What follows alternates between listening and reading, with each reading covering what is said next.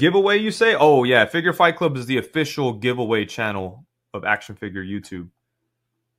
Thank you, members, for the love you bring, for every shared story and the joy you sing. To our sponsors, your support's the key. Together we build this legacy. Collectors unite in this fight we thrive. Figure Fight Club, our passions alive. Yeah. Unboxings and battles, the thrill of every find. Trading tales and treasures.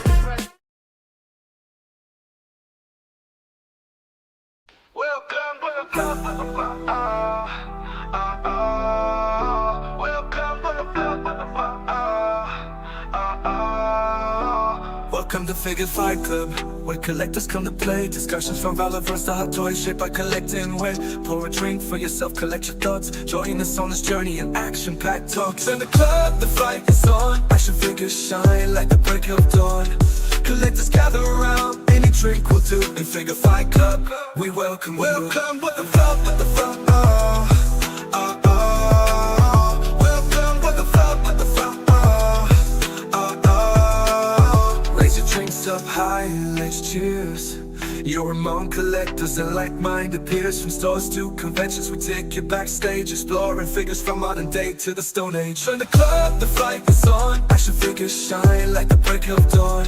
Collectors gather around, any drink will do. In Figure Fight Club, we welcome you. Welcome with the felt, with the felt, Welcome to Figure Fight Club, fellas. It's Friday night, it's the start of the weekend, and we're going to kickstart it right now. It's going to be an exciting show for everyone, because we're going to be talking about G.I. Joes and all that good stuff. But before we bring out our VIP, I'm going to bring out my co-hosts. Let's bring them out, Lou and Talib.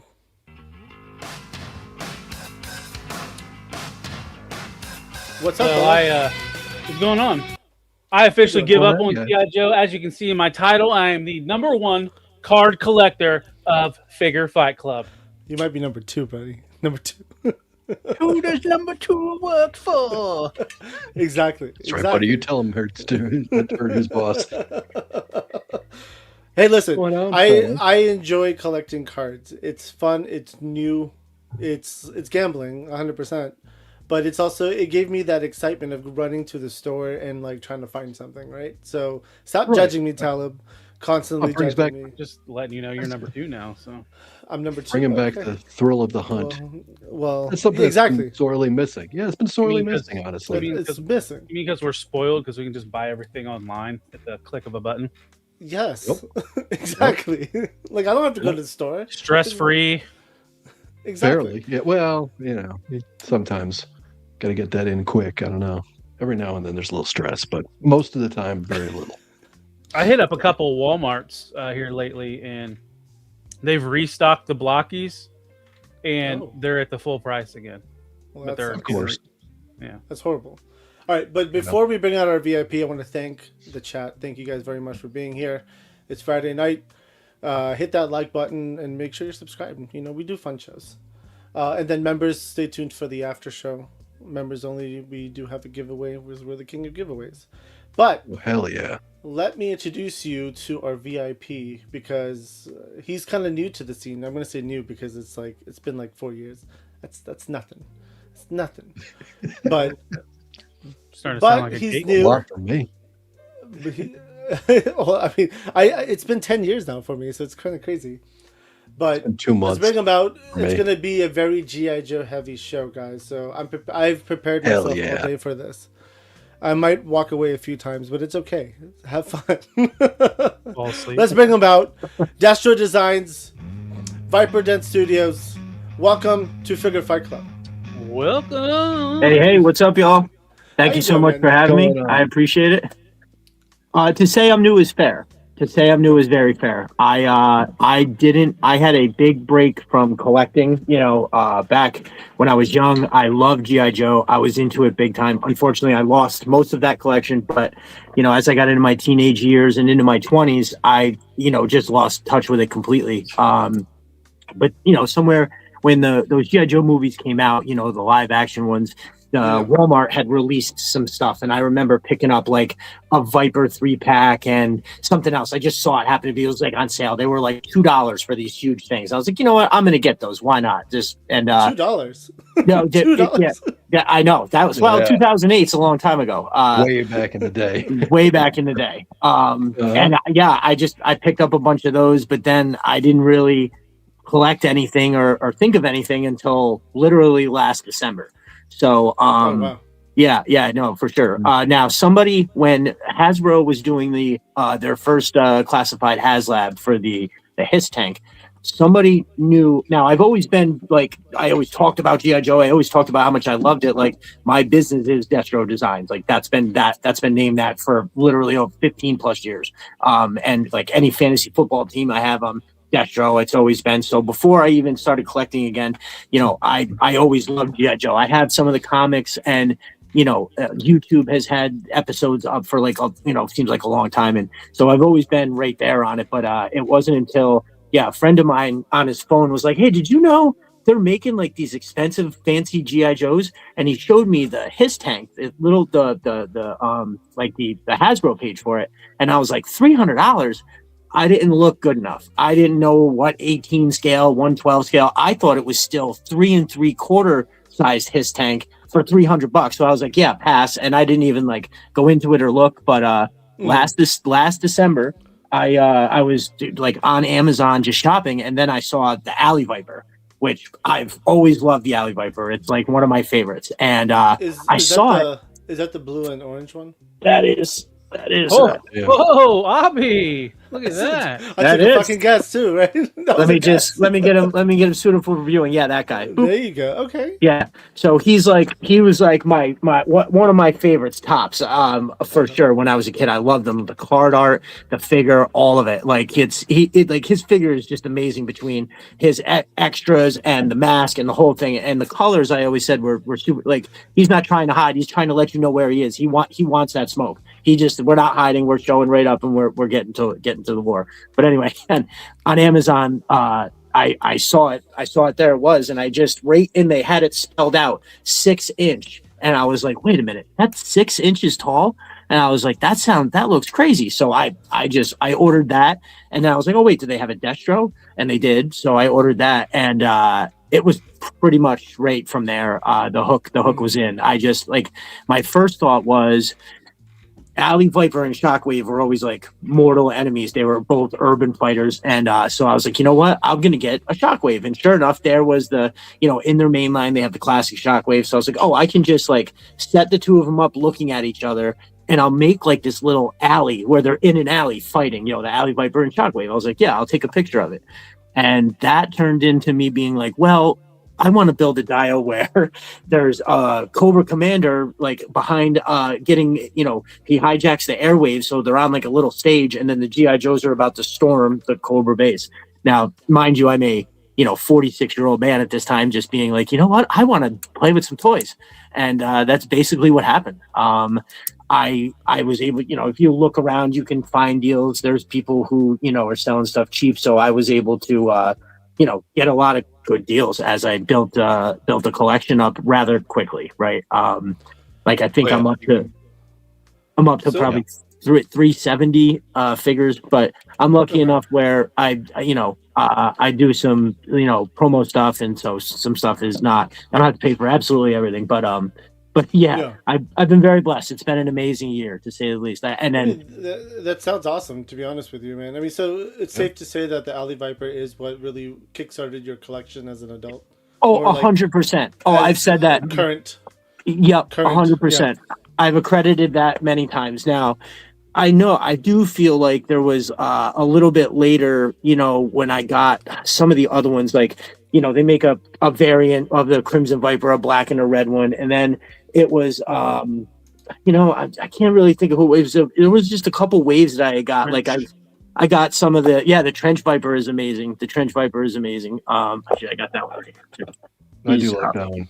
The blue one variant of it for sure. I need one more. I have 2 of those. I want one more of the Porta Potties and Trench Viper. Absolutely. I have 0. That was just on pre-order, like I think just as I started collecting. So like I only knew of Amazon at first. I had no idea like where to find these things. I didn't even know to go to Hasbro. I didn't even think of it. I just bought whatever they had on Amazon. And then I was like, oh wait, I could probably see if they're on eBay. And then I got some from eBay. But it was right around that time, after by like March, I would say, that I had gotten so many, and like I had a whole separate Twitter account that I only used for like fantasy football, right? Like I followed just a bunch of like reporters, so I could just keep up on the news of what's going on with all my players. And so while I would just happen to be on there at the time, I just started looking. I don't remember, like, you know, how the algorithm is. Something popped up, and I was like, oh, look at that! That's a dude who has showing me his GI Joes, and I clicked on his account, and then from there it just turned into, you know, all these other guys that I started following, and what is now that nice little community that we got going on over there, which those guys are the best. But yeah, that's it.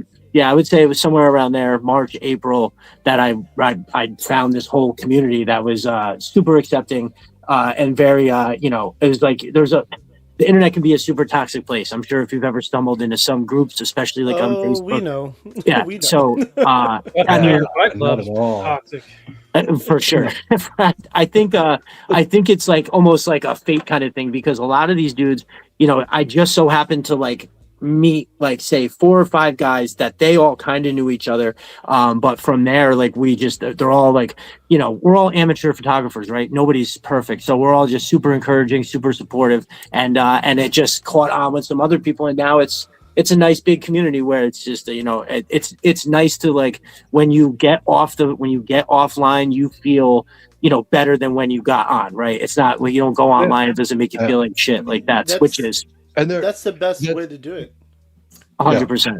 100%. There are so many helpful people without egos that, you know, I've met and talked to and gotten advice from as far as photography and whatnot, because I have no idea what I'm doing. I've been taking pictures for about a year now, almost a year. Same. I'm learning. Yeah, I'm learning. But I've run into so many people who've got just incredible stuff. And when they tell me, when I ask questions, they give me info, and I'm like, it's not far off from what I've already been doing. Tweaks are needed, but, you know, I need to fix some things. But I'm like, okay, so I'm kind of on the right track. And again, there's no egos with it. Everybody's very willing and very happy to share ideas, and it's great. For sure. You know? And you know, it's finding people that are so willing to give praise. It's one thing to just not be negative, but it's another thing to be like, hey man, you're doing a good job. That looks great. You know, like that makes it a little more worth it for sure. But yeah, that's it's a nice community over there and now that I finally got around to putting stuff on Instagram, that's how, you know, I met a lot of you guys, and then through obviously that great interview you did with Chris from Sis3D Arsenal. That was when I had learned about you. So that was awesome. So shout out to Chris for showing a couple of my photos. I know you guys said very nice things about them. I appreciated that. They were excellent. I loved them, man. Listen, they were a lot better than mine, and I appreciate people doing the photography, honestly speaking, because it's hard. It's very hard to do photography, especially with figure photography. I do model photography, and that shit's it's easy compared to figure photography. I bet it is easy, Abby, with a half naked to full naked chick on your bed. Did you just get up on the wrong side of the bed this morning? I'm not hating. I'm just saying. So angry. Speaking of toxic, stop being so toxic, Talon. I was going to say early on, like in my collecting, Facebook groups are really good. Now they've kind of all fizzled. There's not very many good Facebook groups for toy collecting. There's a few, but there's definitely a few groups I'm in that I really like on Facebook. You know, like it's not toxic. They're appreciative. They help. You know, stuff like that. It looks like you found a good one, Destro. I know GI Joe Trader PX is a pretty good group. Okay. For GI Joe. No, well, the this community that I've been referencing, that's actually over on Twitter. But okay. I will say that I do know of one excellent Facebook group on for GI Joe is and my buddy Jeremy. He does the Pit, a GI Joe group. if you're interested in finding something that's GI Joe based, so you can get GI Joe info. Jeremy's like super plugged in. I can't tell you how many times I was able to like go back to Pulse and get something restocked because he's like on top of that, and he just does like an at everyone in the comment, and then I just every time I see that at everyone, I go look immediately, and there's definitely a handful of figures that maybe I missed out on, but then pop back up in like Target or Walmart or somewhere. It was quite a few. Doesn't say Twitter's where I saw your name first. For sure. Okay. Yeah, so about maybe 2 years ago, I stopped. I had Destro Designs on Instagram for a long time because I used to do actually tool review and like progress videos of my contracting work. And that got to be just too much, and I stopped doing it altogether. And honestly, like social media as a whole, I just like stopped for a good solid maybe almost 2 years, where I maybe went on Facebook Marketplace every once in a while to look for stuff, but I literally didn't go on anything for like a really long time. And then fantasy football kind of brought me back to it a little bit, and then I started doing the videos on Instagram. Like I still do stuff. I actually just got something from DeWalt the other day, a nice hedge trimmer. They'll send me stuff a couple times a year. I do a review on DeWalt.com. They put my name up there and everything. It's fantastic. But I was doing stuff like that with a bunch of people. I'm in the studio, which is in the house. Out in the back for my contracting shop, I have you guys will see a video of that pop up on Instagram sometime soon. I haven't done one in a while, but you can see it's just a bunch of stuff that I was blessed with getting from all that. So I'm not So you literally work with tools, not like being on Figure Fight Club with 3 tools. Oh no, if no, you guys are great. I've I'm maybe an old like rusty tool. I was actually thinking I wanted to be an engineer, and when I was going to college, there was they had this program where I could go do like a hands-on thing. It was like a building trades program, and I got credit for it. So I was like, yeah, hell yeah, I'll go do that. And I did so well that the teacher was like, hey, I know you want to be this, but you might be very, very, very good at this. And so we like framed the side of a house. We did this project where I built. It was a bookshelf. It was based. I had to, plane and join the wood, and then nail it all together.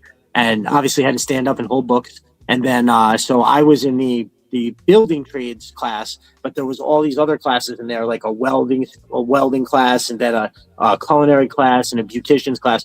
Each of us had to present something from our class, and they went again. And I won the award for the whole school. And the teacher literally got me a job teaching it. Now, that may sound crazy, but I was like an assistant to a guy who was a master plumber and a master electrician. And we had 30 inner city kids.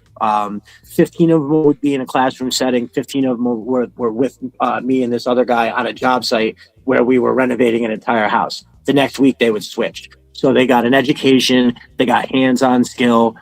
We paid them some money, and then we got them some job placement. It was the most fulfilling job I've ever had, without a doubt. That's amazing. Yeah, it eventually it lost funding, and I had to move on, and then that's when I started working for myself, and I've been doing my own thing for quite a long time, like 20 years now. So yep, I work with tools all the time, brother. I started out really just like doing framing, and then I watched a bathroom get done, and I was like, well, they're bringing in an electrician and a plumber and a drywaller. I was like, why can't I just do all of it and make all of the money in one place? And so I just was lucky enough to piggyback on with some really talented people over the years and build my different areas of skill up. And so now I just kind of do a little bit of everything. I'm lucky to have a couple great customers, and things are good. Can't complain. That's great.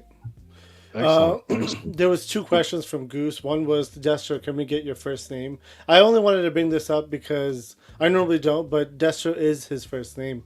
I didn't believe him either, honestly, but then he showed me his license, and I was like, listen, I believe you now, because I've met a Thor before, and I didn't believe that either until he showed me his license. No shit. So that's funny. But the other question from Goose was, if you could 3D print a vehicle for the Alley Vipers, what would you want it to look like? Oh man, well, if I'm being honest with you, I think it's already been made, and it's this. This is the Atlas. I think I showed you guys this when one time. I'll show it to you real quick. I think I might have pulled this out on one of the open mic nights. But this to me, so. Yeah, this to me looks very urban, very like let's deploy the troops out of the back. You know, I honestly, this, if not exactly this, it would look something like this, right? That's my urban assault. I put my suggestion in the chat. It was a El Camino. Hey, you can get in and out of the back of an El Camino real easy. It's not even high up like a truck. I mean, an Alley Viper, they look pretty big. They can almost damn near step right in. That's a great call. I love it. Yeah, something like that would be, you know, and even the colors too. Like the Alley Viper colors are so crazy. You know, I don't know if I'd want their vehicle. Actually, there was somebody that I remember seeing. I think they were Stingers, or it was some kind of a big vehicle. I'm drawing a blank on what the hell the vehicle was, but they definitely painted it in the blue and orange colors, and it was awesome. I have to admit, they did it well enough to where it was mostly blue with orange flare, you know, which is kind of it's the other way around on the uniform, but it's a little more realistic with that navy blue and the orange. So, I mean, I could see. God, I can't believe I don't remember what that was, but it's still, yeah, the Alley Vipers are the shit. If I have a hierarchy of, like, you know, from when I was a kid, like Beachhead, I have to give him the #1 status because his combination of character and figure makes him like the best, right? But tied for #2 is definitely Alley Viper and Shockwave. For whatever reason, they're like card art. Like those Lava figures. Yes. Yeah, no, the card art just like, I don't know what it is. I used to just stare at that shit and just like it was so detailed and looked so cool. I don't know. It's hard to explain. You know, we don't know why we like what we like, but those two are like my absolute favorite for sure. And then it just breaks up to a whole bunch of other people. Well, that was going to be one of my other questions. You already started naming 3. You named 3 of them so far. So, what are your top 5 favorite G.I. Joe classified figures? Oh, classified figures? So when oh man, a top 5. That's like super tough. I can tell you this. There is, say, if you're looking at like what they do with the classified line is they have their main line, which is, it looks like the old one, but they've just made subtle changes to like update it a little bit, but you know for sure it's the old figure, right? And then they have the retro line where it's exactly like it used to be, right? And I've come to really appreciate that with like the Bat, the Viper, and the Trooper releases are super cartoon accurate, but yet still look awesome in that. So I do like how they're doing that, but if I was to say like Scrap Iron, I think they did a killer job where it is exactly Scrap Iron, but he looks just a little bit better. And the update because he used to just have the little missile system, and now he has the drone. I got like 5 of them bitches up there, but that drone, I mean, come on, you know what I mean? How awesome is that? And the sister, the mission crate that Sister the Arsenal makes for this, that converts into the double Gatling guns, is like I think that's the first thing I ordered from him in perfection. So I would say like Scrap Iron has got to be up there. Tripwire, the way they did Tripwire is I love that one for the same reason that I love the Scrap Iron. It is definitely him, but they gave him all this crazy cool gear. They gave him an updated, like, same thing. His little drone is updated. They got the mouse. It's a killer figure, like insane. If you ever see him for like $35 or less, you have to buy it. It's a lot of it is expense. It is a pricey up there. I was lucky to get one somewhere before it was like too expensive, but yeah, those are pretty sick. Like off the top of my head, those are the ones that really have done it for me. The Major Blood, which is a very early on one, I really like that one. It's very accurate in the way that his whole uniform is all black and brown, like the original figure was, right? It's the same, and that's like a very almost boring pattern, right? This crazy like dull ass brown and a little bit of black on his chest plate, and then he had like that some people say it's a sleeve, some people would say it's a robot arm, but whatever. The way they did that classify with his amazing face sculpt, they updated his eye patch to just be like this, almost just like a monocle looking thing that's clearly like attached to his face. The helmet they gave him, I think that one is insane. Now they just came out with a variant of that where it's basically the same thing except they gave him little red touch-ups.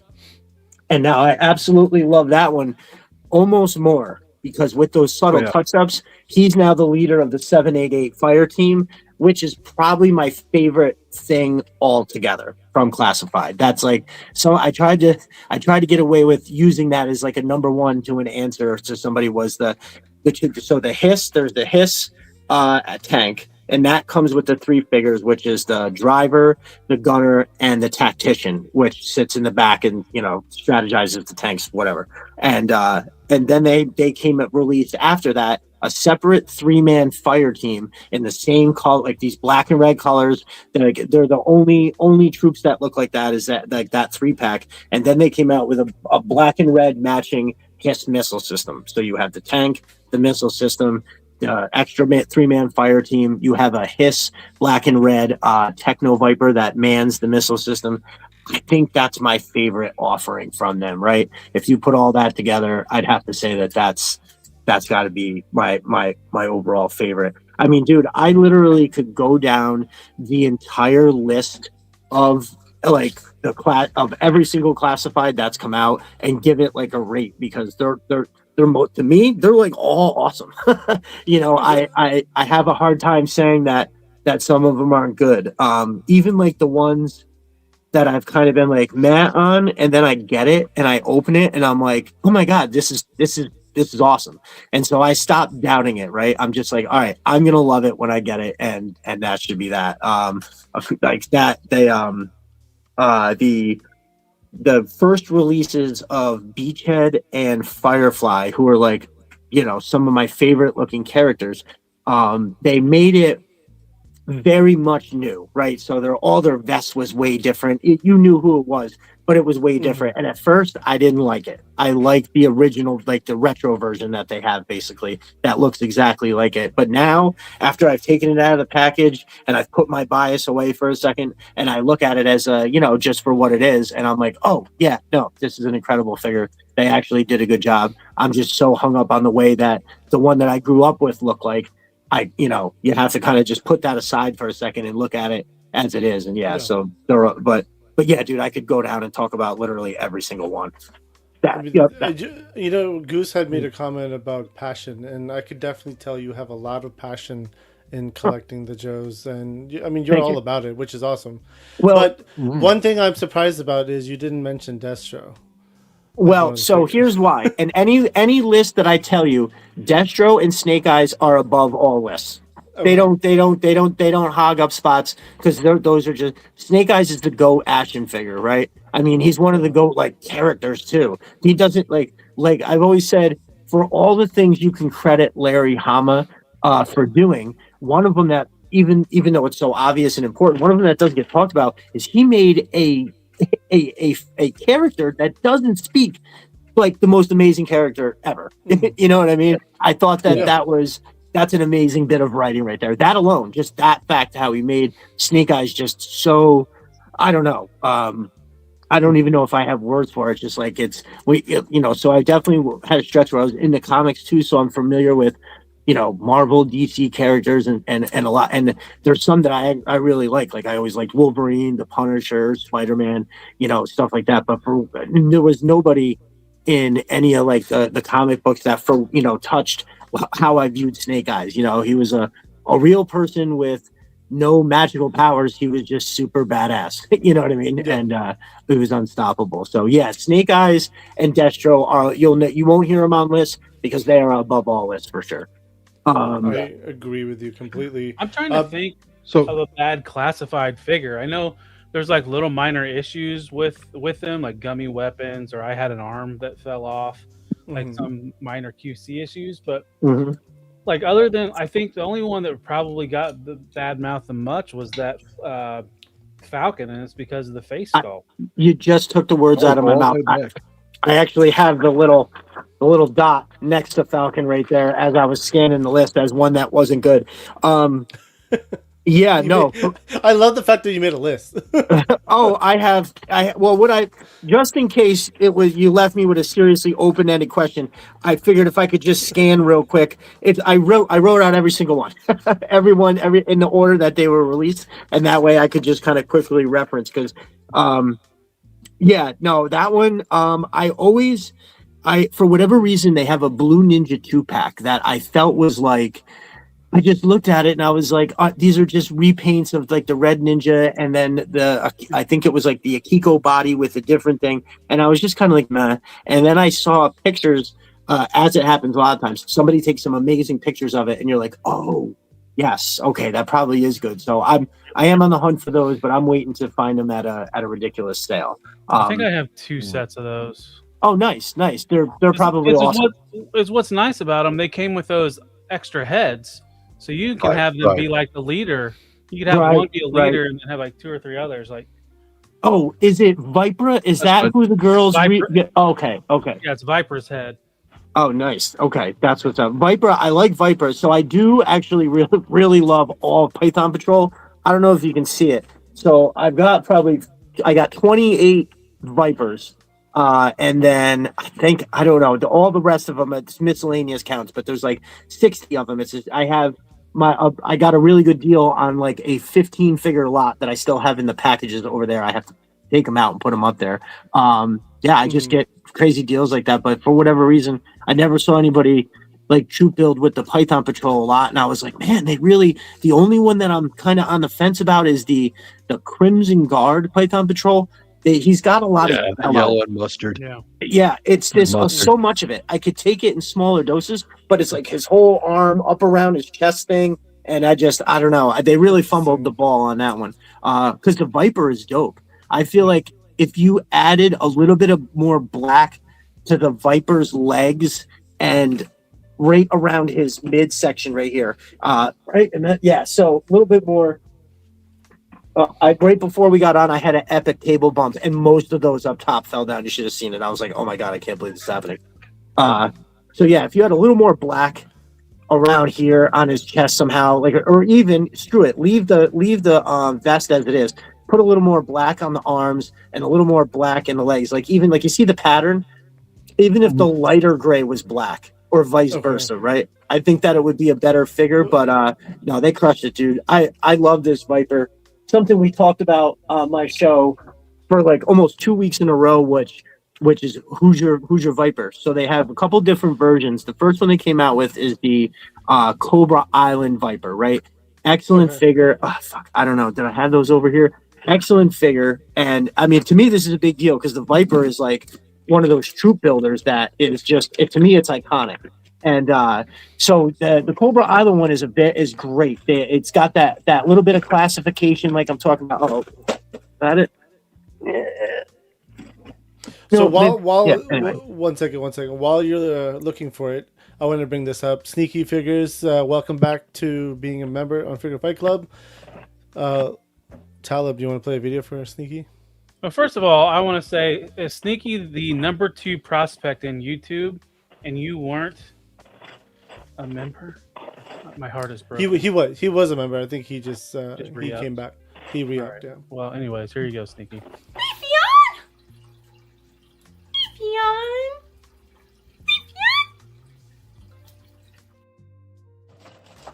Welcome back to being a member. I saw it. I couldn't. So hear I know what that is now because I own that card. All right, boys, they're on the other. I think they're on the other side. I'm not going to make you wait anymore. Sorry about that. But yeah, the Cobra Island Viper is that new. It's like a new version, but it's got like this bright red, right? And then they had the 3-pack, which that's my favorite version, where it looks just like the Cobra Island one, but the red is more maroon and more like this shirt, right? It's more muted. Then later on, they came out with the one that I do have over here, the Retro Viper, and everybody really likes this one, and I think it's an absolutely fine figure. But for me, if I'm doing some kind of toy photography and it's a battle scene, I like the here's the retro one.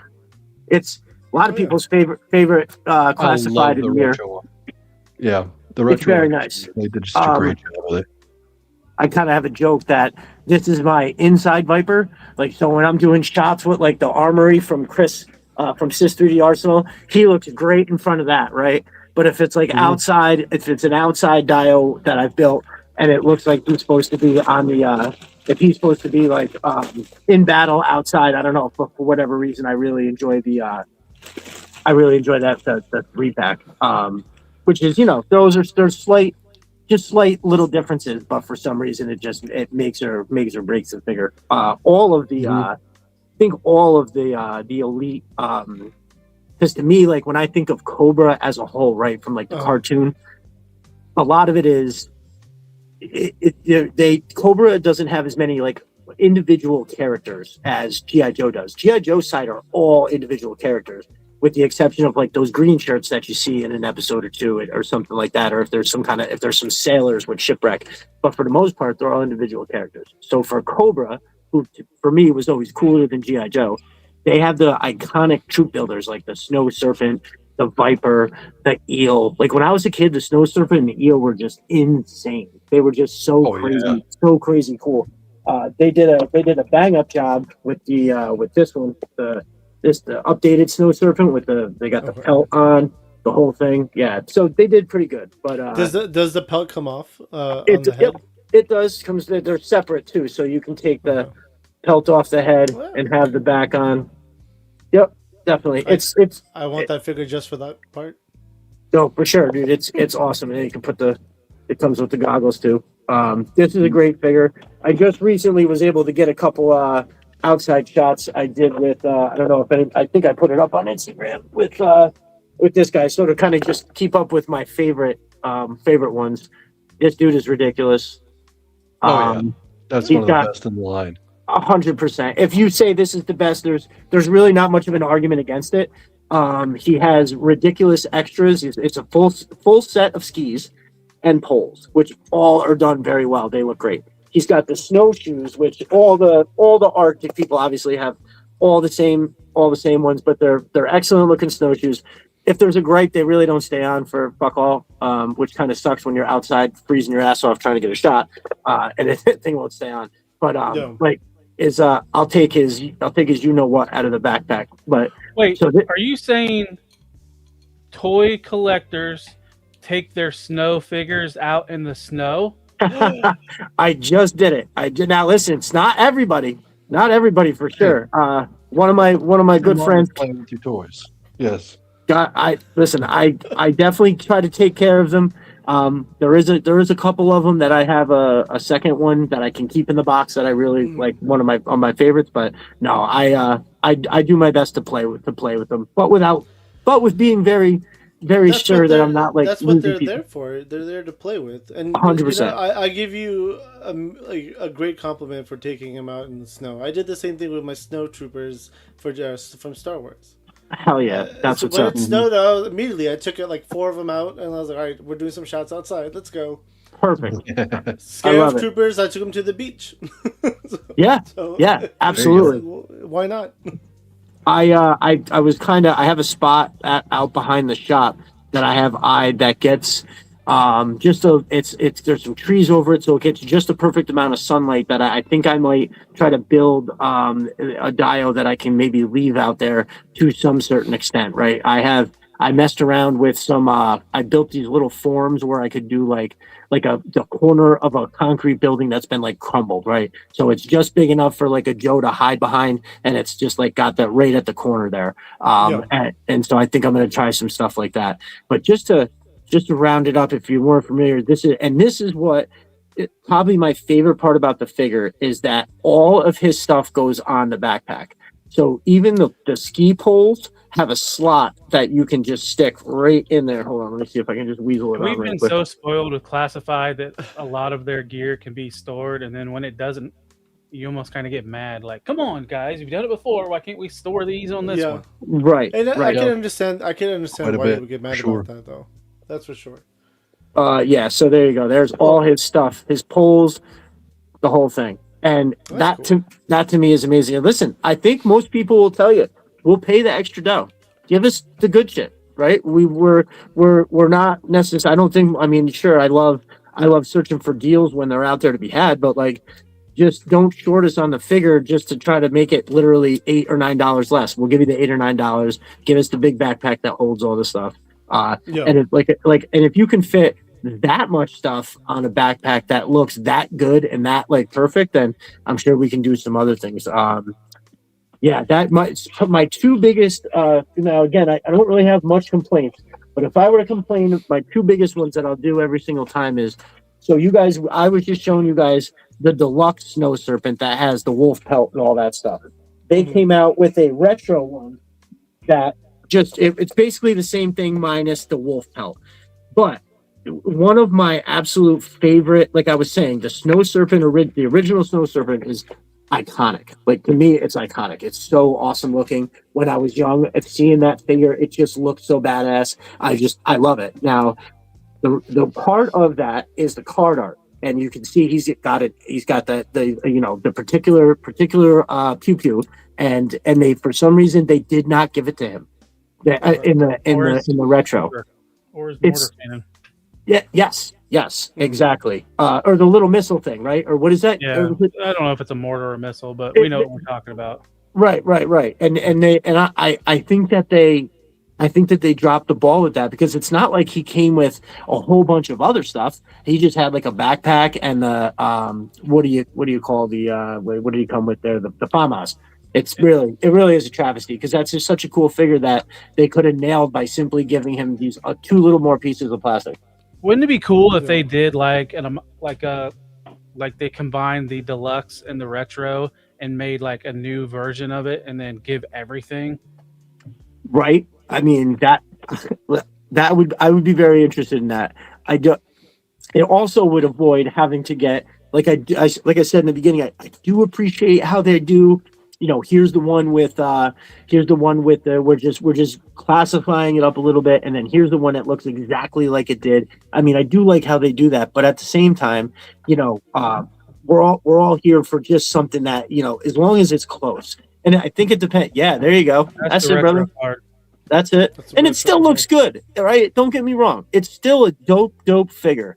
But part of what made that figure so amazing was not what he has in his hand, but the one that he came with in the original package. No, it's an incredible figure. Don't get me wrong. I have them right here. They actually are out of the package, but they're still in their trays. The only ones that I brought out was that deluxe and the snow job. Snow job hadn't even been out of his package. Homeboy came out of the package and went right outside. Like, the other toys were like, oh shit, he gets to go right outside. What the hell?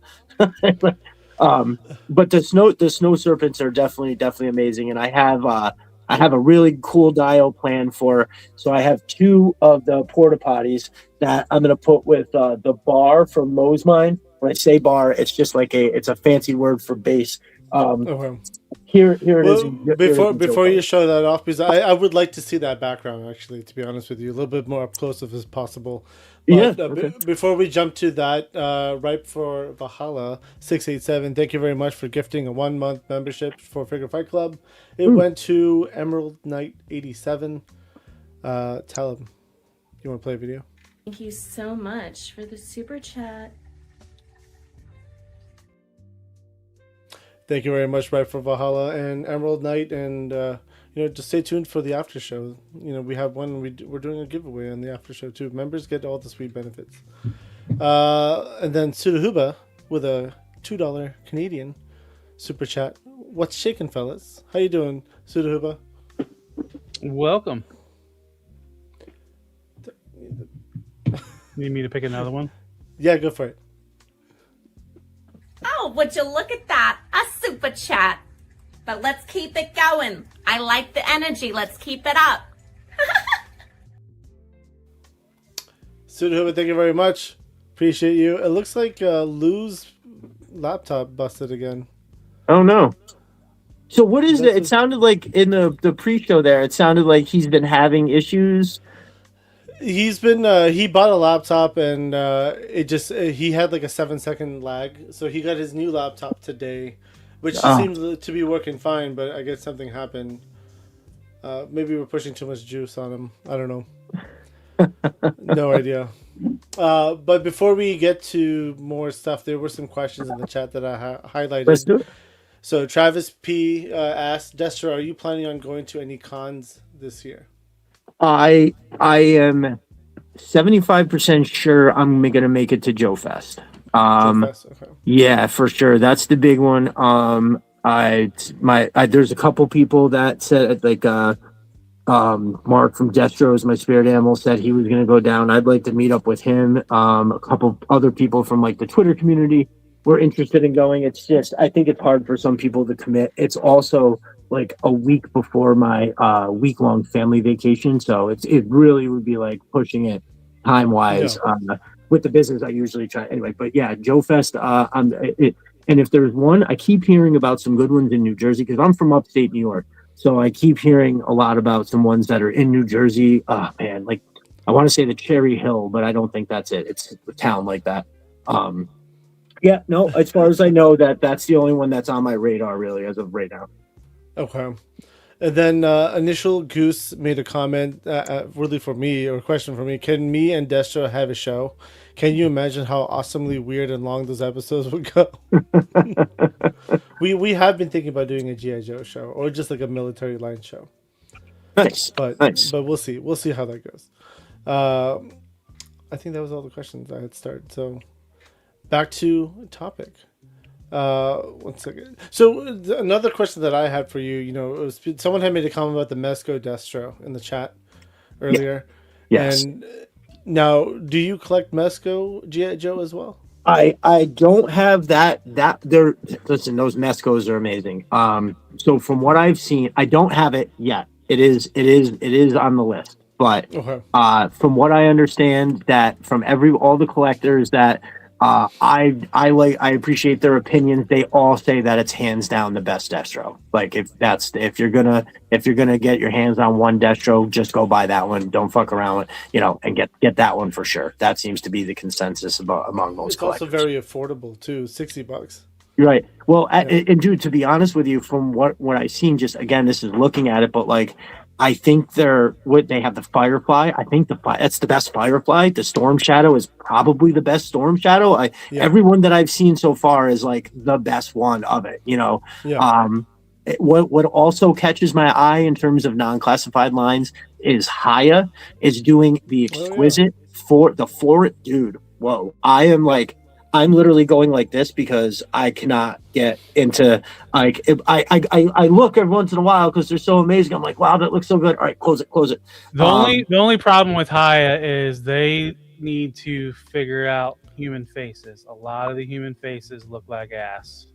Okay, really. All right. I mean, I guess I'm only looking at some figures, and a lot of times I'm so mesmerized by how everything else looks. Maybe I'm not getting into that. I'm not getting into that face as much as I probably should. And like the ones that I, what about the Major Blood? Have you seen that up close, or like is that one? I saw it was like the picture I saw. It was like a distance. It wasn't super up close of his face, but that one looked pretty freaking cool. Like the Troopers or like the Alley Viper looks really good because you're not trying to do human characteristics. Right. Like because they even did a Rocky from Rocky 2, and I think it was 1/12, and the face looks really bad. Okay. Oh, like wow. It almost looks like a cross between Sylvester Stallone and Bruce Campbell's character from Escape from L.A. Wait, this is Haya we're talking about? Haya. Yeah. Haya does pretty good figures, especially with Sylvester Stallone. I'm not talking about their figures. I'm talking about the faces of their figures. Like the figures look fine. Stallone was pretty good. What? The Rambo figure was pretty good with the face too. I just know the Rocky 2 Rocky that just came out that they just revealed 2 or 3 weeks ago did not look good at all. Huh. The face. Yeah. I mean, I get that. I mean, it's a hit or a miss sometimes, right? I mean, that's how it works. I know I really like Haya Toys is at least this is pretty old now. Like it's definitely like 4 or 5 years old. Their Planet of the Apes figures that they did. Yeah, and their kaijus are remarkable. The stuff for Godzilla and all that stuff. Oh, okay. That's it. I'll have to. There is a lot of stuff that catches my eye, and which is one of the reasons I like when you guys have like an open night because there's a bunch of people showing a bunch of different stuff, right? That I don't know what it is, and the only way I'm gonna, even if I don't collect it, I as a person who now appreciates these little pieces of plastic, like I do see other stuff that looks really cool. I do like Valiverse stuff. They got some pretty cool figures. I was gifted a double set, probably over there. I was gifted it was I don't know if you're familiar with their names, the Atlas and The Atlas, yeah, that's the bigger guy. the bigger guy, and then I think it's a female. She's in a brown, or I'm sorry, like a light tan and navy blue. She looks like a female beachhead almost, something like Destro that. Designs, you were probably talking to one of the biggest Valiverse shills right there. Oh, okay. Albie has a lot of Valiverse. Oh, I nice. do. So then you have both of these then. Okay, that's what's up. Yes. I love it. I I appreciate their stuff. Matter of fact, I just got 2 backpack sets. I got this one. I bought the green set at first, and I was like, "Yo, these are amazing." And then I got here it is. I actually just got these yesterday. The green ones were totally killer, so I ordered a black set, and they were so good. I got a second black set, and then I got a desert set. So I'm actually one of my next shoots coming up is going to be I have 3 of the classified desert scorpions that I think are amazing. So they're going to be attacking these 2 Valiverse guys because I felt like the Atlas and then that other female that I was talking about. I felt like they look very desert kind of camo. They've got that light tan enough in them, and then and they're going to get attacked by the scorpions, and then I'm going to have desert snake eyes come in and save the day. But they're going to get these desert backpacks. This one right here, that's got this one. I should just take it out of the package. It's crazy cool. Sorry, I don't have this open for you. I didn't even think about getting into it. Welcome back, Lou. Thank you. Nice. Thank you. Good to be back. Yeah, the PC just all of a sudden said updates are finished. You need to restart. Kicked me out of the whole thing. So, All right. So does this work? You didn't hear any of that? Dude, even I barely heard it. Here you go. I heard nothing at all. Wow. Thank you, Travis. I missed you too, brother. All right, let's see. Yeah. There was a question from Travis, mostly for the panel. Did anyone or anybody pick up any Valueless drops from today? I know got Lou one of did. each. No. I got one of each. That smoky translucent, I think that's better than the variant that was out there, the all clear. So I'm excited. So I got one of each for now. I don't collect More later. Valiverse.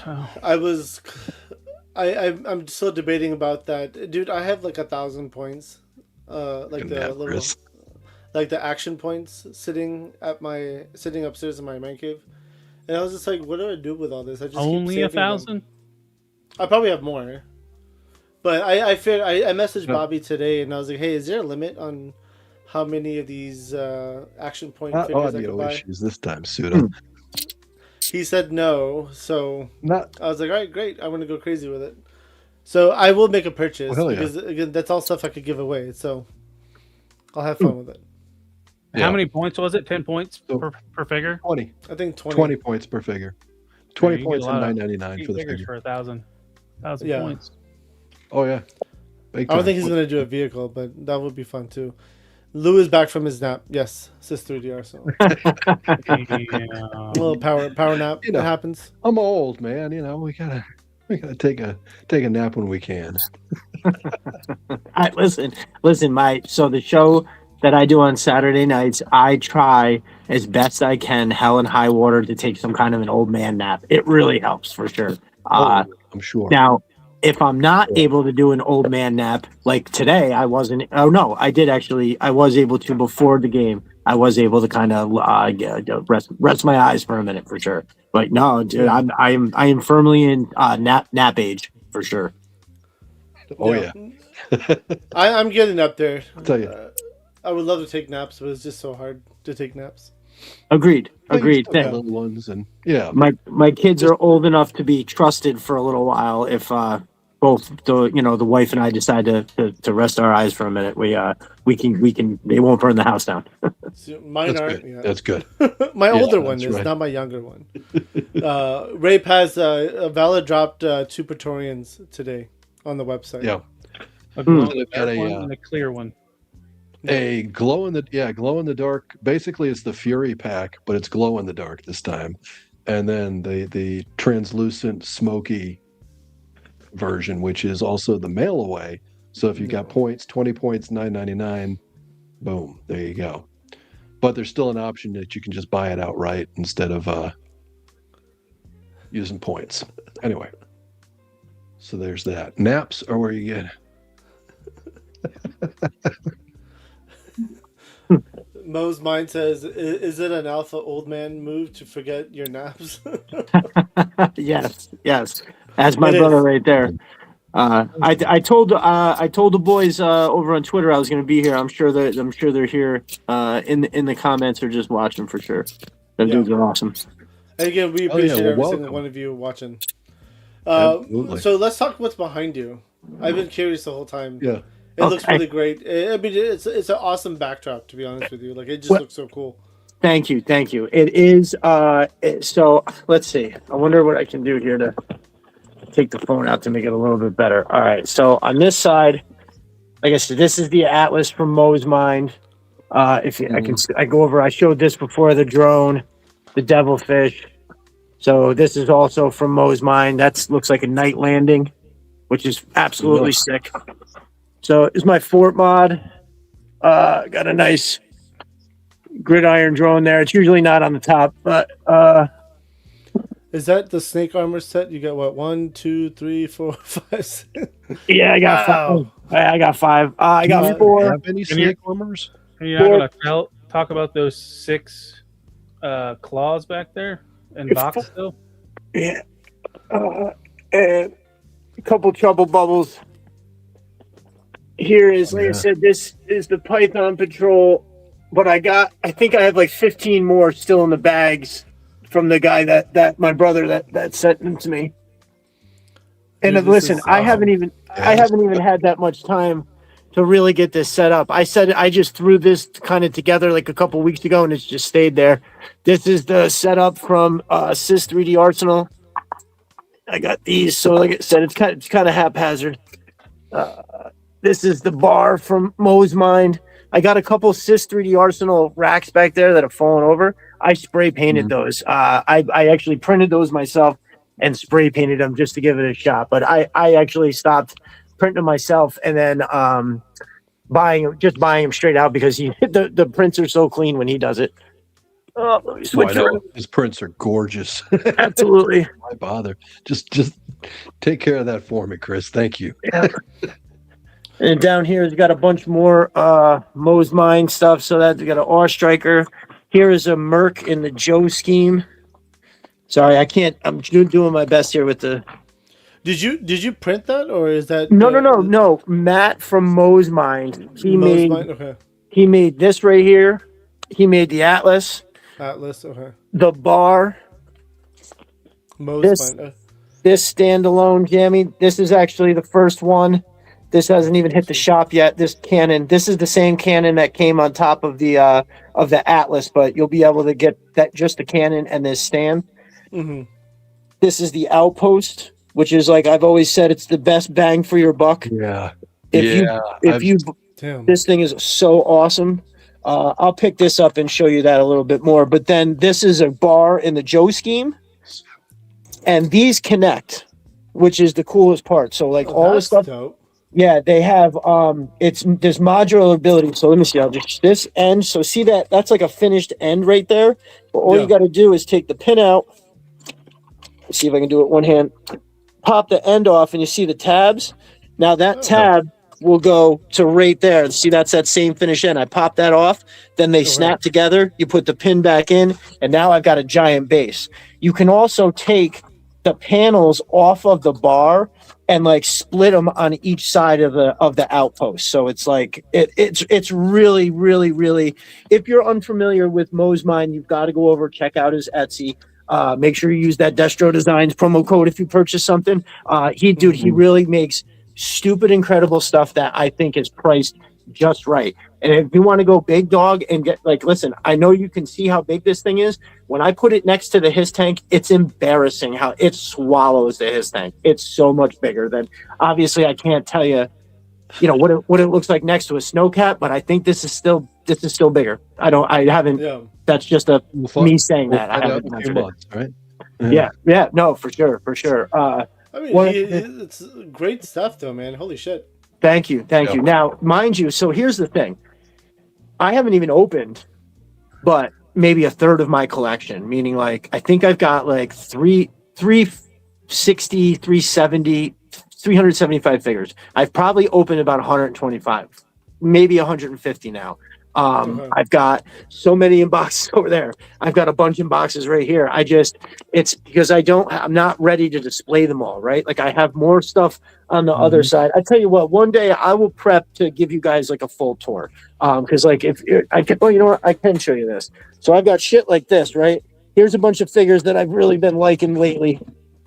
And I had them just because I don't know where to store them, because I can't stand them all up, but I have like a box. So there's like 15 figures in here. And then here's how the bulk of them, I'll move over a little bit. Here's how the bulk of them are stored is in bags. So I just take here's all the Crimson Alley Vipers with a separate bag that's got all their extras, but all their stuff is right there in the same spot. There's another box. There's all my Snow Serpents. I got 13 of them, 13 of those.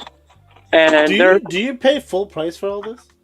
No, like if you really look and you pay attention, you can get lucky, and sometimes find. So so just for instance, I met a guy on Facebook Marketplace. He lives maybe 45 minutes north of me, and he had the biggest classified collection I'd ever seen in person.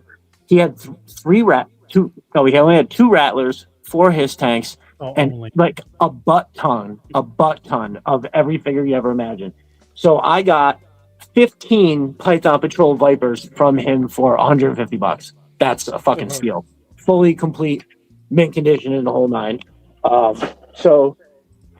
No, definitely paying less than retail for most of them. I think the only ones that I've ever really paid, really went above retail is the that Cobra Island Major Blood. I think I paid $60 for that.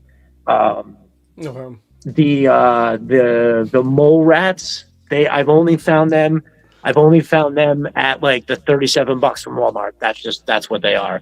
The Crimson Alley Viper was always $37, so I only had a couple of those because I didn't want to pay that. I thought it was just so much money. And then they had a sale on Christmas, and they were only $20 a piece, so I got 8 more. I figured might as well capitalize on that. Trust me, when I get this, I have the wood to build something a little more temporary. Because as you see, I only have like two tiers right here to kind of work with. I have some stuff that I'm going to be able to go up a little higher, and I would like to just stand them all up. So you can see the ones.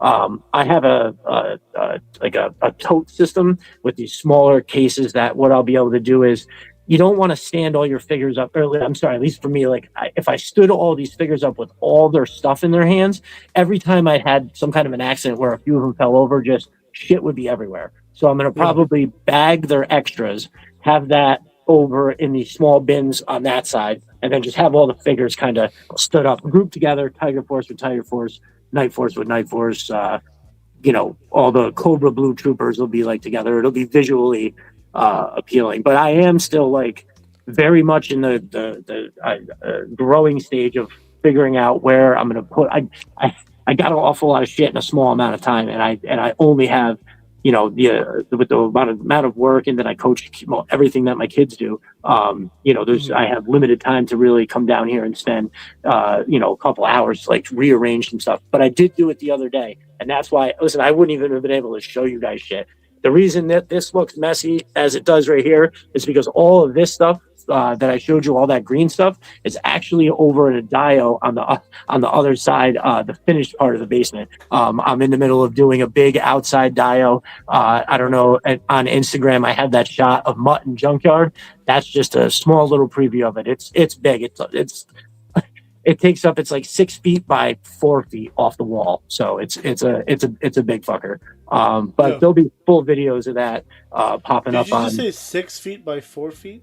Yeah, 6 feet long left to right, and then 4 feet off the wall. The building that I have that takes up, say the upper left hand corner is You know what? It doesn't look super duper great because I have all the stuff out of it, but I'll just walk over real quick and show you guys. Fuck it. Action Joe Figs. Yes, Destro does have some Valorous figures. Do you have a Vanguard, Destro? I do not. Does But not have a there it is. Vanguard. So That that's looks great. yeah. Trust me, it looks way better. When I had all of the outpost, the bar, all the GI Joe bases, and what it looked like is it looks like a checkpoint before you can get into that building. And yeah, so I'm lucky enough that I can keep that up to the end of the weekend to do what I got to do. But then with the wife and kids, they'll be like, "What are we sending you come over there? Can you please do something with it?" Another thing you could add to the back, like to the wall, is they make a cloud background. Really? Like a big paper. Like I have one in my closet. Like my buddy had like a big roll, like a 6 or 7 foot roll, or probably was like 10-foot roll of a cloud background, and it was like almost 4 feet high off the ground, and it was just No a shit. roll. So he cut me off like a 4-foot amount of Perfect. paper, and you could just put that to the background, and that way it's an outside building, right? You're doing indoors, so now you have a backdrop to make it look like it's outside. Huh. Okay. Yeah, I've recently.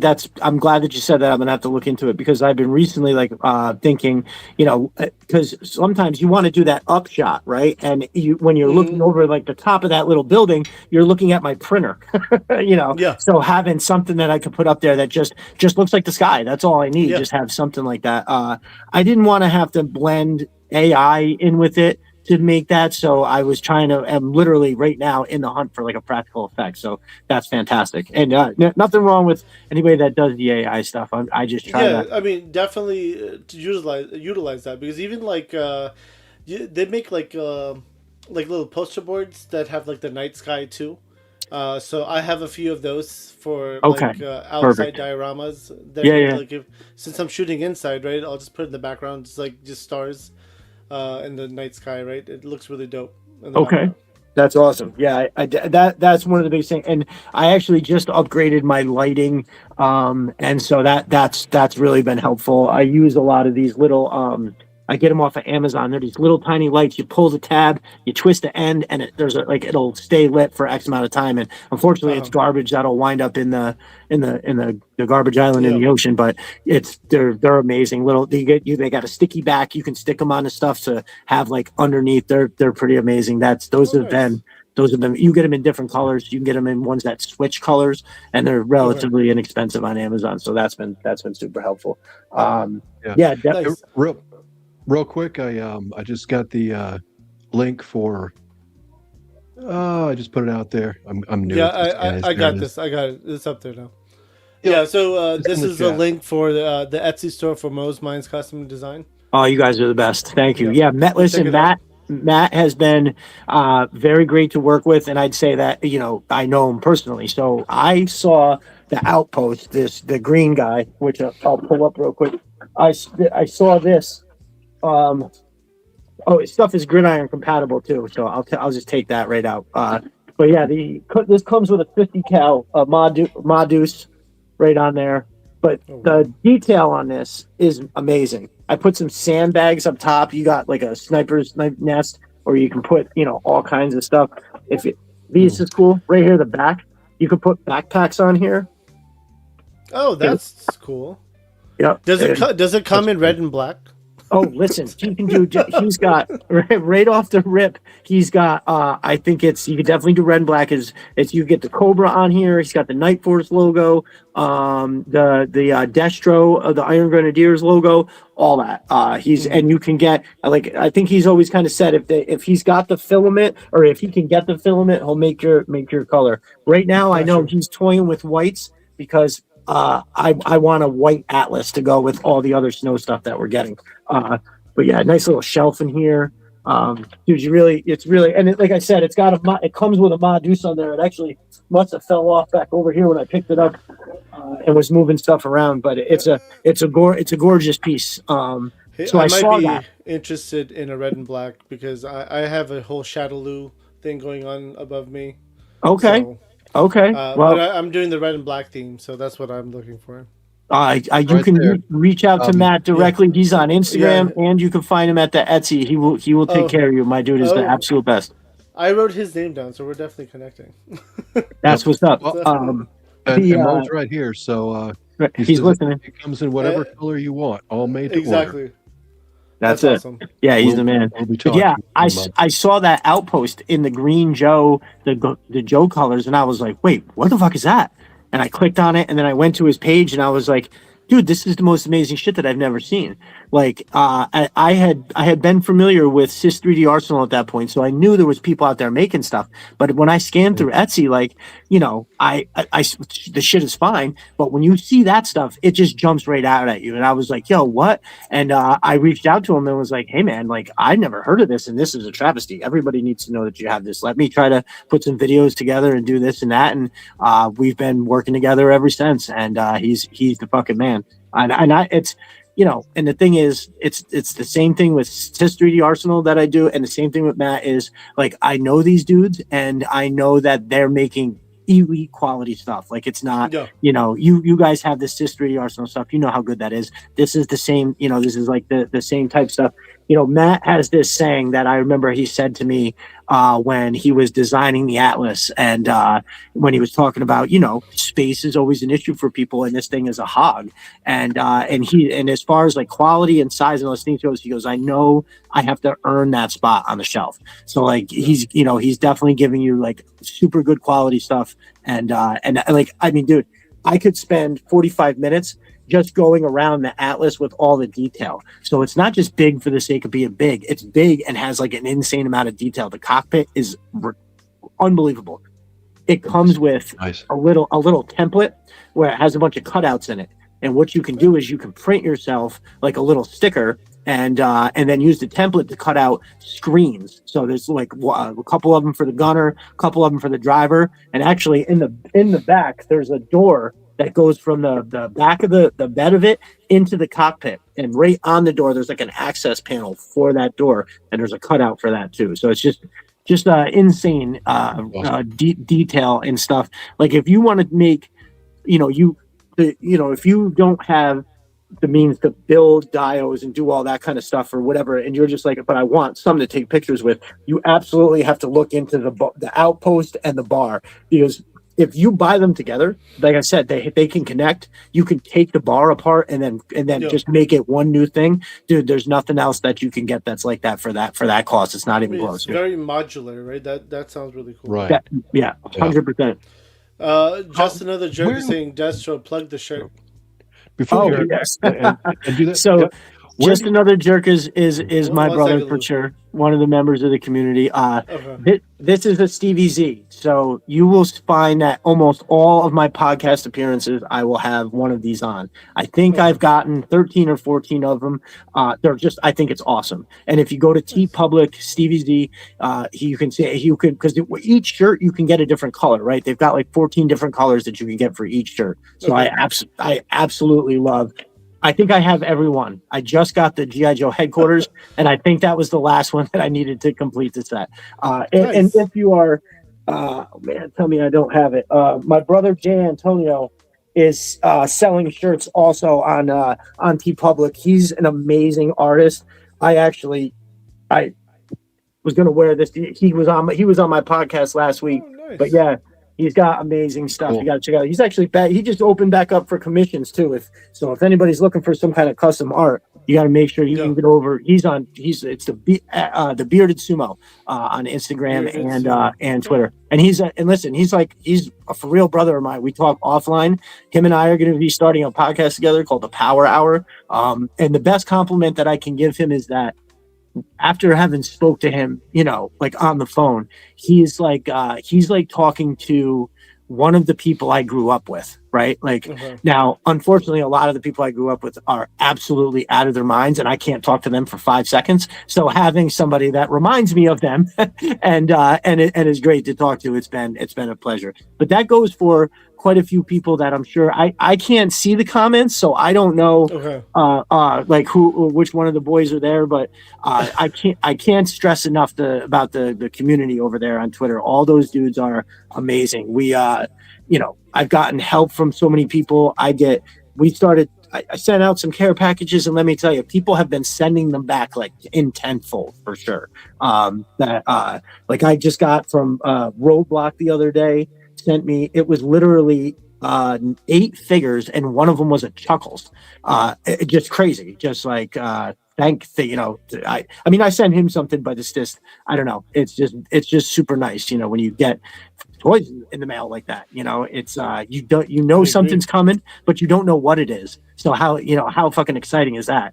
And finally, when you get it, it's just super great. This same thing if I get it from Matt or Chris from Mo's Mind or Sis. So I opened up a package from Chris on the air one time, and there was a bunch of stuff in there that I not only did I not know was coming, didn't even know existed yet.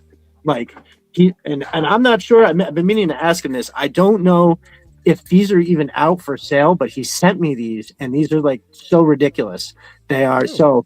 If you're familiar with the Destro Iron Grenadier symbol, the head looks just like this, but there's a knife that comes down through the back of them, right? And so usually on the top, you can see the hilt arcs over. There's a handle and a point. I love that he didn't try to do that. What he did, and he told me afterwards, this right here is like the hilt. So if like this part right here would be up over the top of his head, et cetera, et cetera. So yeah, he did the silver for, the Destros we all mostly know and love, but also he hooked up with the Iron Grenadier. So I absolutely love, but yeah, dude, I opened it up on air and I lost my mind. I must have looked like a total crazy person because it was just the excitement of it. So, but I mean, that's the best part about it, man.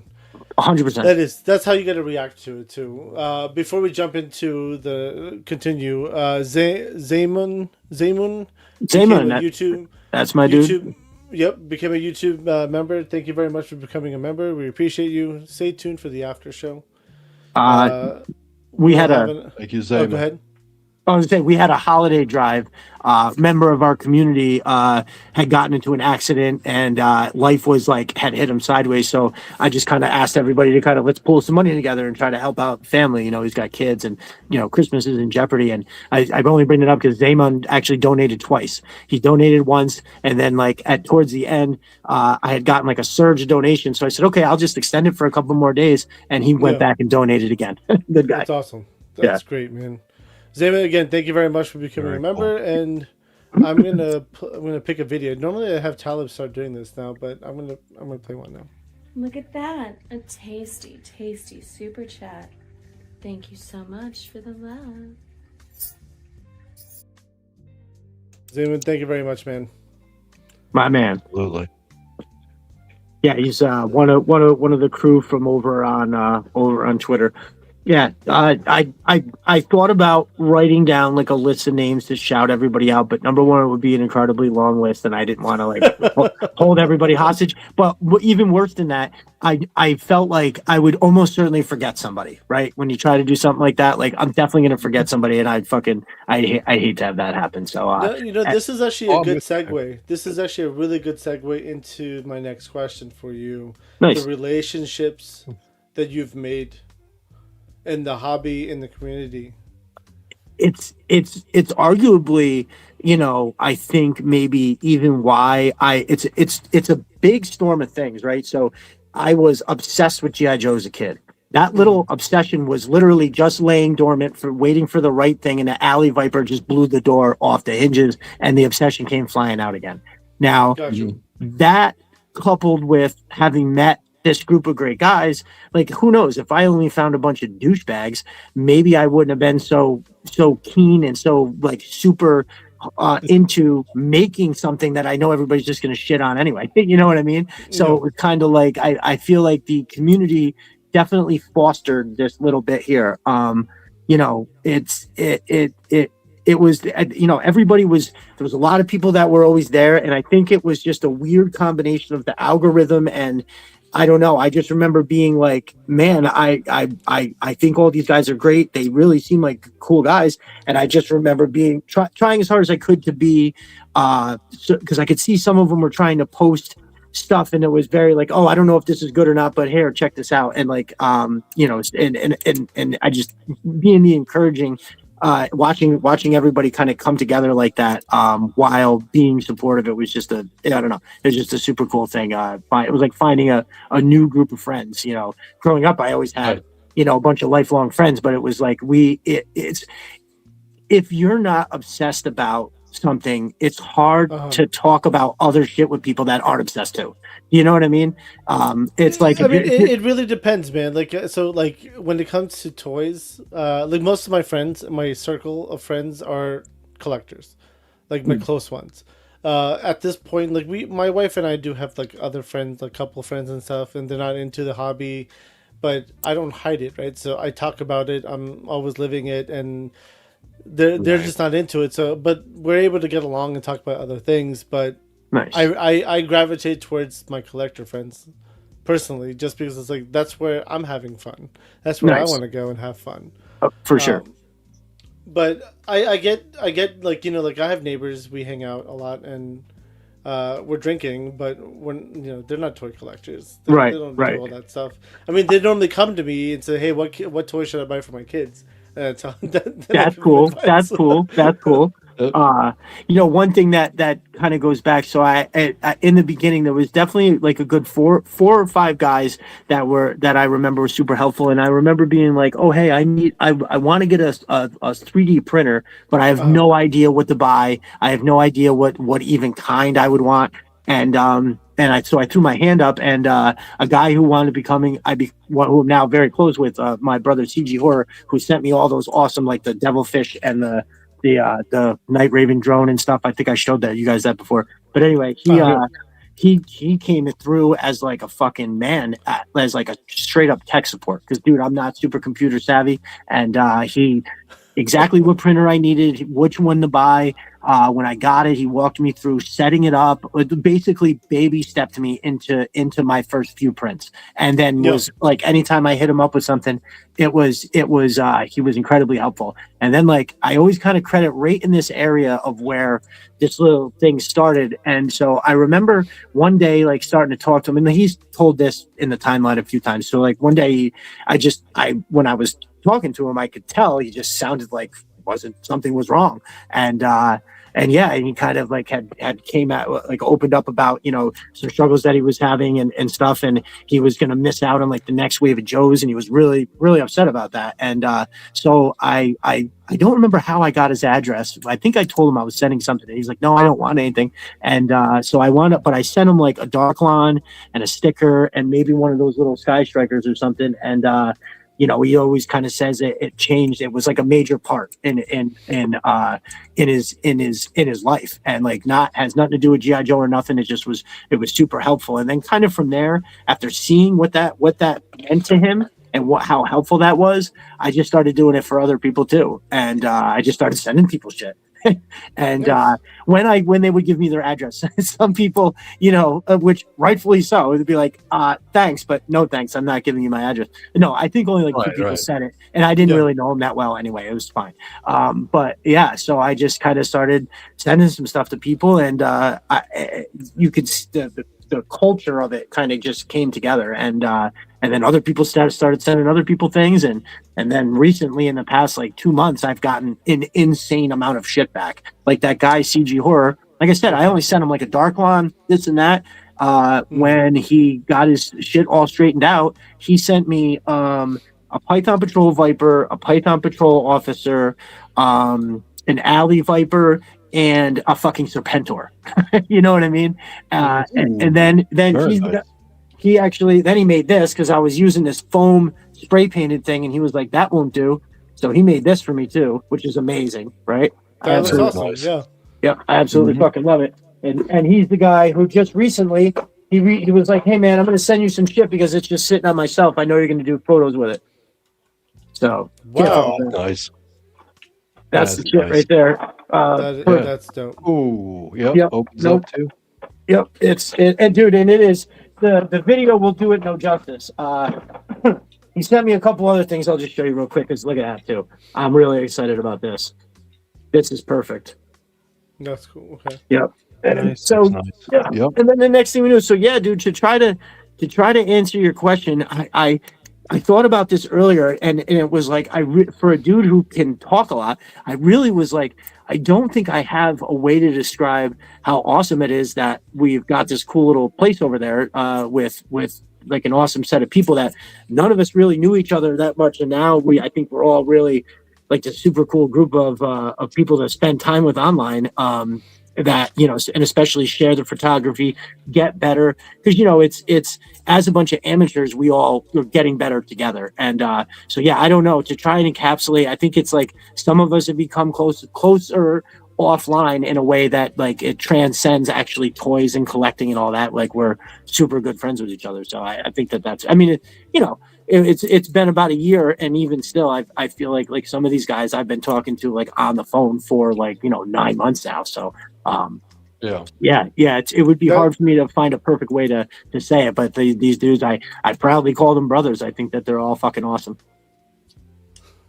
That's awesome, dude. Absolutely. I mean that's the best experience in the world, to be honest with you, is when you make really good friends and you hit it off with them, and like you're part of the group. And the one thing that like I guess that stands out when it's happening is that, like, you know, these are people who are doing this simply based on the interaction we're having online, right? You know, they're not people like, they're not trying to get anything from you, right? There's nothing for them to gain. Those are the ultimate situations of like giving and being helpful, is when you're doing it to somebody that you probably are not going to get anything back from. Like this is know, that I feel like that's to be noted for sure. And you know, we're all a bunch of dudes in our late 40s or 50s, and most of us, their kids are grown and out of the house, and that's a struggle in its own. Listen, my kids are 11, and I'm already like fretting dearly about what's going to happen when they get older. Hey, I get Destro, I'm a grandfather, my friend. Oh, nice. Okay. Well, that's what you have to look forward to. You go from you have nobody's here anymore to finally, then you have the kids that are coming back. Yeah, you got exactly. That's definitely what brought me further into the whole YouTubes and whatnot, and starting to reach out as an empty nester now. It's like, okay, well, I had this hobby for a long ass time, and it's great to actually now meet other people and get involved with you guys for the same reasons. You know what I mean? That's what's up. It's interesting we're talking about this now, because it was a thing that we were all talking about on the timeline the other day, and dudes that maybe really haven't said much personally, you know, will comment about the Joes, but guys that were like, you know, never really talking much about their own personal lives, all of a sudden were being very open in the comment section of this tweet that my brother Robot put out, because he was just like, his kids came home from college and he was like, I was so excited to like go see a movie, and they were like, no, we're gonna go do something else, see you later. And he was like, what the fuck, you know? And it triggered something in a bunch of people. So it was cool to see them all being like, yeah, dude, this is for real. This shit sucks. Yeah. I wanted to bring this. Getting used to. I wanted to bring this back up. Sudahuba, we did miss this, and I apologize. Thank you for becoming a member. Make sure to stay for the after show that we'll have after this episode, and you know, we're doing a giveaway on the after show. Nice. Talib, would you like to play a video? Yeah. I don't know which one you played when I was gone. Just play one. It doesn't matter. Another super chat. Thank you guys so much. But there's more. Zaymun also gifted not one but two Figure Fight Club memberships. It went to Satanic Goat Worshipping, and then also Omar Morno 3758. Zaymun, thank you very much for gifting 2 memberships. I appreciate you very much. My dude, way to represent. Yes, thank you, Zaymun. Hey guys, don't forget to check out Figure Fight Club. Thank you. I think my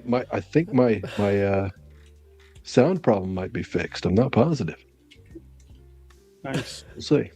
Nice. We have one more. Articulate Ninja, thank you very much for gifting 1 Figure Fight Club membership. Thank you for jumping on as well. I appreciate that. It went to Joe Era 42. Nice. Talib, stop playing with your toys and play the video.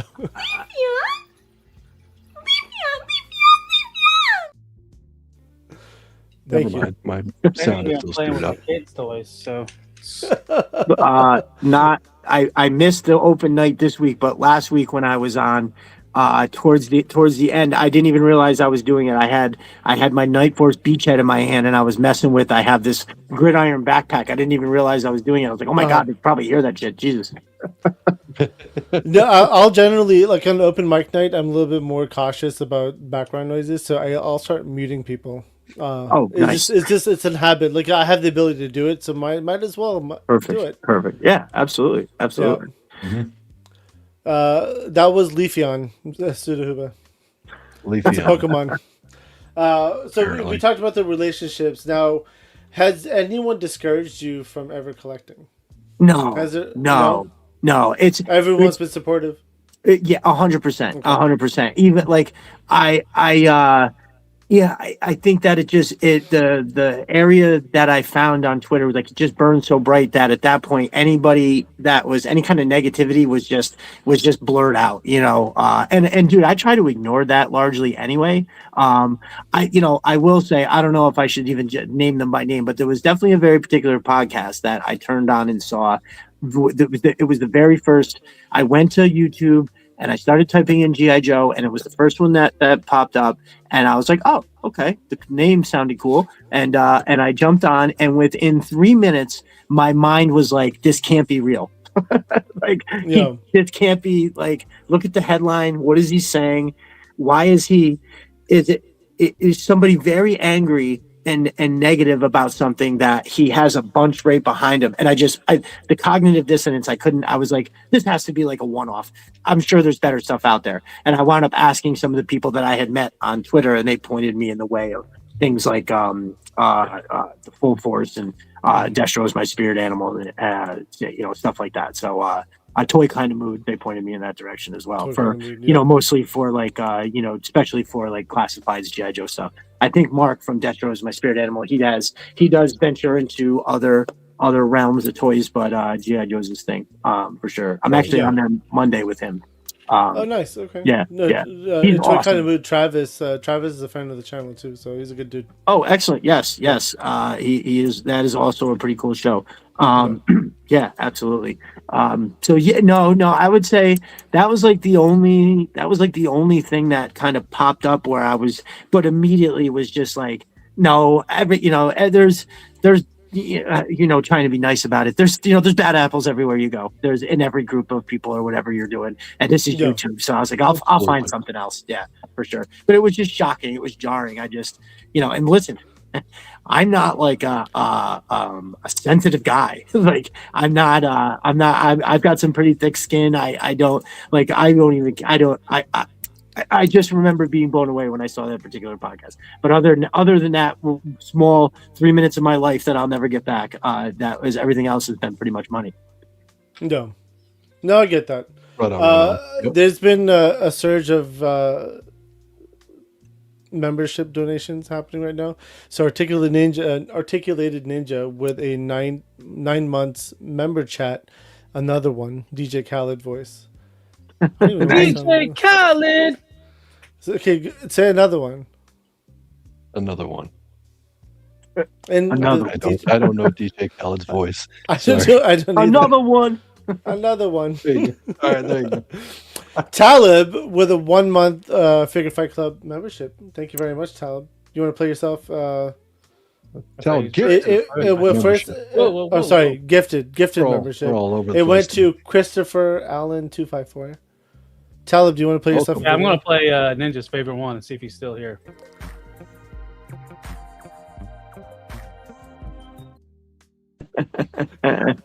Ridiculous. That'll sauce him up a little bit. Ridiculous. Dude, I'm like losing all this right now. So Ninja also sent another 1 month membership or 1 month membership, gifted membership to someone. It went to Skelly Bones. Thank you very much, Ninja. Nice. Tyler, be back on duty, bro. We're pretty much going through all these tonight. Looky there. We've got a bunch of puddings in our super chat. Zayman also gifted a membership. It went to Pokey8786. Nice. Look at that. A tasty, tasty super chat. Thank you so much for the love. All right. Last one that I see. Last one that I see for right now. Lou gifted a membership as well. It went to Big Grib 7294. Well, let's go back to this one.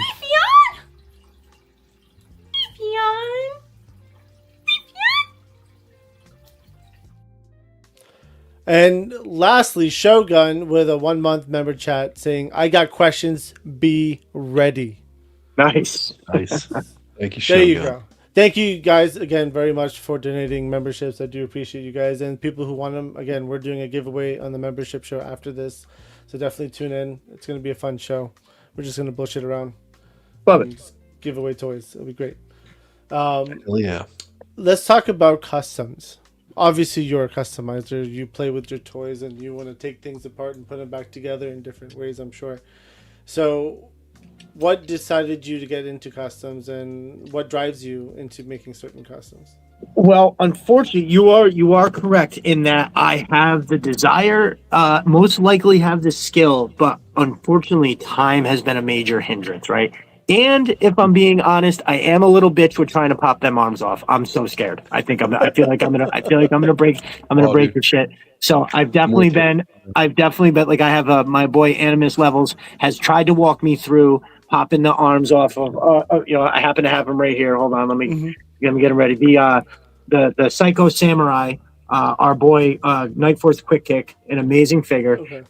He pointed me in the direction to get it's this nice like spandex shirt that I should be able to, once I get the arms off and I get the vest off, I should be able to put on there. Because despite all the crazy shit that you have to suspend disbelief with G.I. Joe, sleeveless stuff makes me fucking nuts. Just put a shirt on, please. I don't know why we have to have this. Now, when you got a guy that was barefoot all the time bothers you without sleeves? I know. Well, I didn't like him with bare feet either. I thought it was crazy. I didn't understand. Like, there's certain things like, all right, like Gung Ho is so fucking badass that you completely ignore the fact that he wears a toothpaste colored jean jacket that would fit my sister. So some things you can look past, some things you can't. And this dude not having sleeves, I don't know. It just does me the wrong way.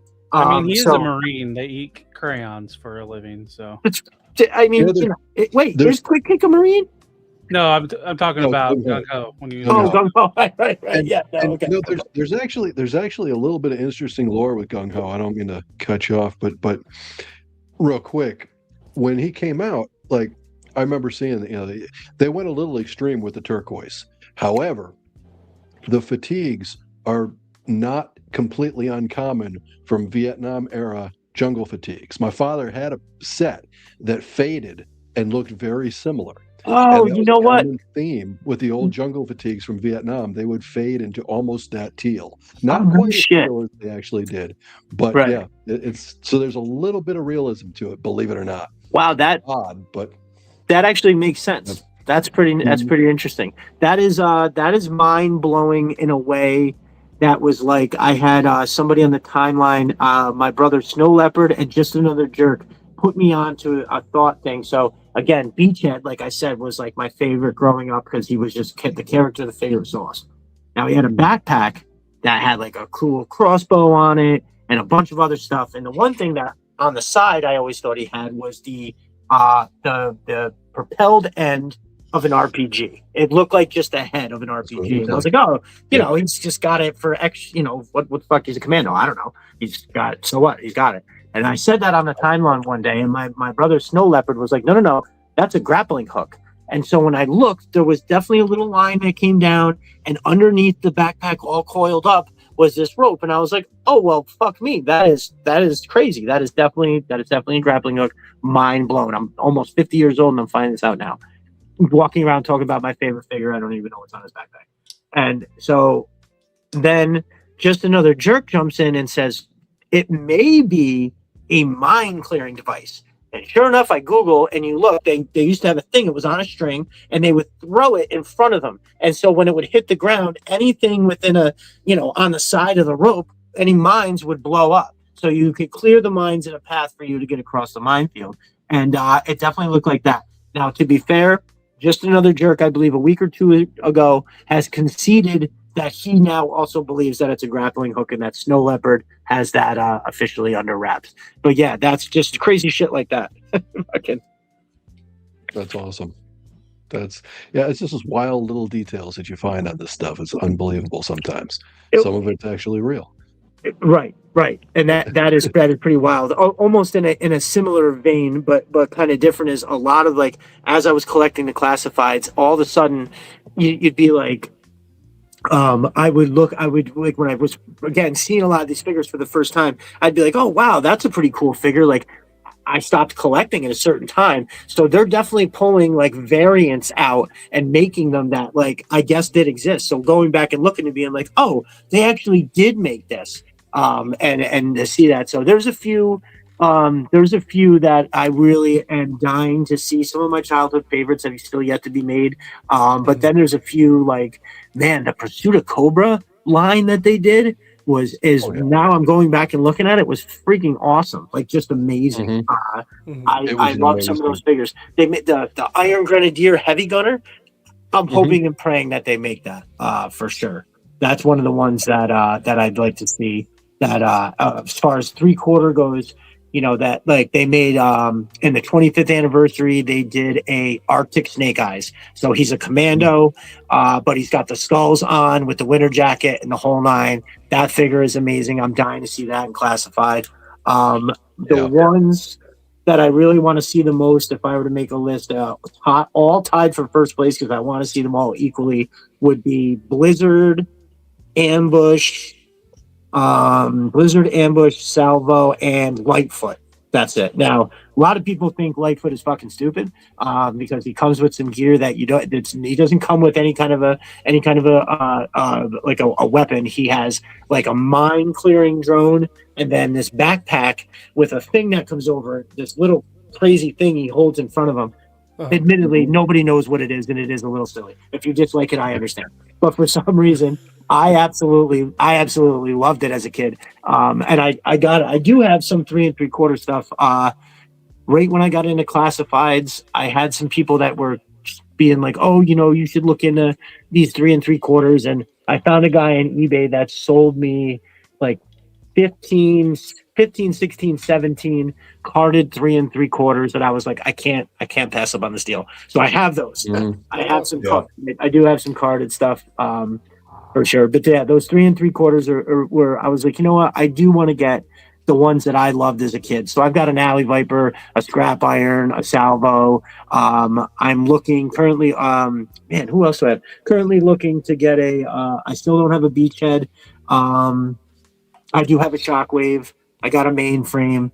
And then I've had some people send me some of the other figures. But as far as like my top 10, I'm just going to get those like ones that I absolutely loved as a kid, just so I can stand them up and pose them. And then that'll be that. Getting those ones carded would be too much money, but I'll just be happy with the ones that I have over there. It's like some of them are 25th anniversary. One of them is, I think Walmart did a set or something like that. But yeah. So as far as like my collecting as a whole, basically, I have some carded 3 3/4 stuff. I am buying the retro. When you buy a retro, it comes exactly like it did when we were kids, right? So I've got like 10 of these that again were like my favorites as a kid. So now I have just the big version of the ones. Do you have the little one too and the big one like side by side? Whoa, Abby! He's a first-time guest. Don't be talking to him dirty like that. So that's interesting. I don't have it like that yet, but I do. I am going to have a Destro where I have all the Destros. Right. That definitely is going to be they have the retro and the mainline classified. And then I have in the 3 3/4, I have the Iron Grenadier gold version and the silver head carded. So that is going to go on a display. And then if there's overlap on other ones, I will probably just find a way to display them like that. Yeah, I wish I had a lot more room down here. Unfortunately, I'm blessed to have what I have. Let's just say that. So as far as classified goes, I have maybe 20 or 30 that I do have one that are still in the box that I will keep in the box. Dude, I would love for you to just like put out all your figures everywhere. I feel like you have so many figures and you're like me, dude. It's horrible. I do. Listen, are you telling him that, or are you telling yourself? I'm telling, dude. My goal for 2026 enabling. is to get the toys out of the boxes. Like So- either I'm going to sell it or I'm going to open it. That's the goal is. I even made a list. Like, you know what's on top of my list right now? I have a pink Vanguard brand new in box still. No shit. And I already have one on display. I gave one away, and now my next one, the last one left, I'm going to get rid of it because I feel like the king of giveaways shouldn't be selling stuff. King of giveaways. Well, waste. no, hey, that's not wrong with that. Well, listen, I already gave one away. It's fine. There you go. There you go. That's it. That's it. That's it. So Ninja is asking a question. Articulate Ninja is asking. I'm just curious, Destro. What is your number one classified of the year, mech included? Of the year, mech included. Okay, so, this is slightly tough. Let me get my list so I make sure I'm considering everyone. So for He made a list. well, I just wrote out all of them just so I had something to reference. Where is it? So there's so many this year that, dude, it's really hard to say. Yeah. I originally started with, so this whole conversation on my podcast literally went on for weeks until I finally just said, okay, everybody write down your top 5. And that's how we'll do it, in a sense that, like, you know, a first place vote is worth 5 points. You know, a 5th place vote is worth 1 point. And ultimately the podcast wound up, who won on the podcast for the whole thing was this guy, Budo. That's what I was going to say. Yep, for sure. Now, somebody, other ones that was up there, and the guy that started the whole conversation was this guy. So my brother Jay Antonio said something. He was like, "Yeah, Quick Kick's the figure of the year. That's all there is to it." And I was like, "Really?" I was like, "What else? What other figures do people think?" And that's how the conversation started. Me personally, dude, I honestly don't think I could pick a number one, but maybe we can walk into it. Listen, I'm really, really in love with mainframe and wetsuit. Now, I'm trying not to be have recency bias here because they just came out. But dude, that mainframe is so fucking awesome. It's exactly like I remember mainframe as a kid, but he looks even just that he's got that classification. He's got the extras that he has, the way the backpack with the cord that's still connected. He's got the sat phone on his leg. He has a laptop where the actual mainframe comes out. I am in love with that figure, so we're just going to kind of check that. The Major Blood that came out. Now, I don't know if he's better than a lot of these other figures, but I'd have to say that he is really up there, worth mentioning. The Trench Viper, which is, you know, that came with the Fort mod. This is right there, right? This is 100% right there. The Night Force Beachhead. A lot of people don't like it that much, but it is amazing. Like, that is a crazy cool figure. It looks different. It looks so much more different than a lot of other figures, like in the contrasting camo. But for some reason, the shirt, the pants, all work together because he has these brown webbing and the boots and all that other stuff. So I don't know, visually in my mind, that just pulls it all together. So I do think that is amazing. So something that doesn't get enough love is the Snake Eyes and the Polar Bear. I think that set is pretty awesome. One figure that didn't get a single vote for it, besides me, was this guy, and it is the Frag Viper. Dude, this figure is so insane. You take the helmet off, he's got a dead-eyed android face. Look at the backpack with the, they absolutely nailed the backpack with the hose that connects to the helmets. It's this hose right here with a highlight looking launcher. I mean, dude, and the colors are perfect, and they paid perfect homage. The original one had like this sash right here, and I think that they nailed it. And the good thing is it comes off, so you can like paint these to connote different like groups or connote like a leader of them or something like that. I don't know, man. I thought that one was really good too. Obviously, you have to talk about the snake armor because it's just an insane thing. I have a hard time trying to compare that against figures. Like if I had to pick, obviously, I think you have to go with the snake armor if that's on the list. But A couple other quick mentions would be, dude, I thought that whole wave of the Frag Viper, Footloose, Darklon, and Blowtorch, I think all of those are elite figures. That Blowtorch is amazing. I think I have that right here. As a matter of fact, I do. This is this is a crazy cool freaking figure. That now it's a part of what I like about a figure is not just the way that it looks in like the standalone way, but also how like it works with like the original figure. So they have these little, I heard Lenny talk about it in an interview with, I believe was Chris from the Full Force. So these little nodules here, they made them so they're breather nodes for the suit. So he's not overheating while he's in the middle of lighting everything on fire. The mask, the helmet, the mask are separate. The hose can come off. This can come off. I think that's really, really cool. Something that they did that I didn't like at first, but now I think it's a really cool addition. If you look, his tank and the rest of the yellow on the body are completely different because this is like if you were to go and buy a safety yellow tank from like an air gas supply place, it would be this yellow. Why, they changed this to like a little bit different, I'm not sure, but it really just, I don't know, man. And the actual thrower I didn't like how stiff the hose is. The hose is very stiff. Because it stressed the pin on my flamethrower. Ooh, and it didn't help. The first one I opened up, his arm flopped off immediately as soon as I started flexing it. It just came right out of the ball joint. Really? Huh. Yeah. That's hard to find a second one, but no, I mean, Blowtorch you can get on Amazon now for $19.99. Yeah. They dropped the price on them even. I still love the figure. I mean, it's not without its faults, but I love mine. I never had any issues with mine. I was a huge Blowtorch fan when I was a kid. Everybody says heat stuff up, but I don't heat stuff up. Right. I don't. I can't. Man. I know. I really got to get a bowl of warm water or something. Dude, it's a lot of time. I'm so strapped for time. By the time I get all the figures set up, it's like if I had to run them through like a hot water wash, man, that'd be brutal. Why I can't take at least hot water. Put water in a mug, microwave it for 2 minutes, and just dip it. At least they're $25 figures. But anybody that buys these Mythic Legions or whoever the fuck they are that you have to heat up before you start flexing things. Right. That is bullshit. Bullshit stuff that they tell us we have to do to our figures. I don't care, man. That is bullshit. I shouldn't have to heat up something in order to play with it. Because technically, these toys are made for kids. I know they're made for adults, but you look at those boxes on those Hasbro figures, it says 4 and up.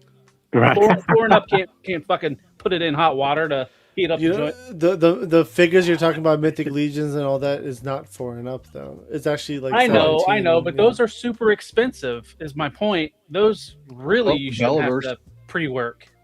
Bellaverse isn't super expensive, but it's also 14 plus. Do you have to heat those? No. Sometimes. The original ones for sure. Yeah. Oh no, I just had to get on the soapbox for a little bit because my Blowtorch's arm fell off when I was doing the video. That bent Blowtorch really did it. Yeah, it did. Oh yeah. Well, he really did. And with the amount of them I've played with, that's the only one I've had an issue from GI Joe. Right. Yeah. So I mean, and if I go back before that wave of the Blowtorch and stuff, now we're getting into right when I started collecting. So like, man, one of the top 5 the poll that we did on the podcast was Leatherneck. People love it. I mean, I think it's an excellent figure. I think it looks great, but it's very much like you can almost troop build with it. I don't know. I think it's very good. I just wanted to mention how much love he got. But in those first waves, right, we have the Trench Viper that comes with the 4 mod. Something that definitely doesn't get mentioned enough is the pilot that came with the Cobra Claw. I think that pilot is fucking amazing. I think that pilot looks ridiculous. She's got this really cool webbing with like there's some kind of little canister with a little hose, and that it's not actual hose, it's molded on, but like the detail on that. She's got like the one Valkyrie mask that comes with then she has the red helmet. I don't know. I thought that figure was amazing. But right back then, the very first one that I remember was everybody was talking about because it was kind of hard to get first was Dial Tone. And dude, that figure is pretty fucking awesome. The backpack, how it comes over I'm not sure if I have him, and that would be a travesty. Nope, he's probably in a bag. I'm not. But I haven't heard you say the Baroness from the Rattler and that cake she came with. Because she is caked up. There is no doubt about that. I don't have the Rattler. I didn't. When it I still didn't fully understand the HasLabs, and it came down to it was like I'm going to either be able to order this Rattler or I'm going and buying a Hiss, and I decided I wanted to go buy the Hiss, and I literally did instead. I found a local deal, but no. So a lot of people find that to be the definitive Baroness. I think that it looks absolutely fantastic, especially the Faith sculpt. I'm not sure what I like about the boots. The stiletto thing. That's the high heels. Yeah.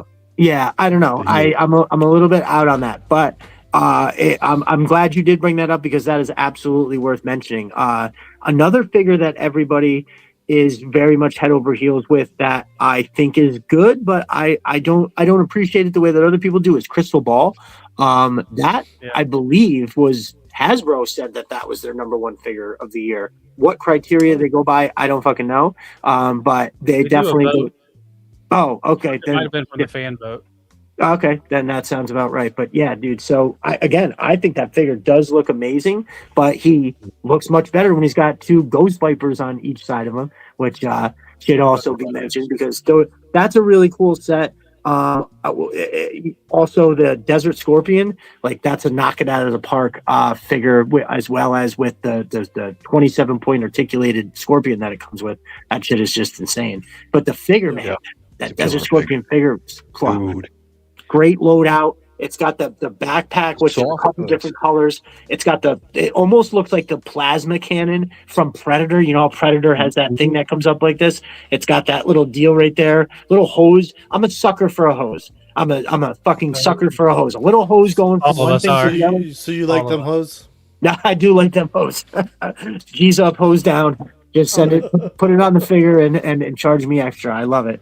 That's why, I mean, Heat Viper is going to be dope when they finally decide to make that because that thing's got hoses all over the place.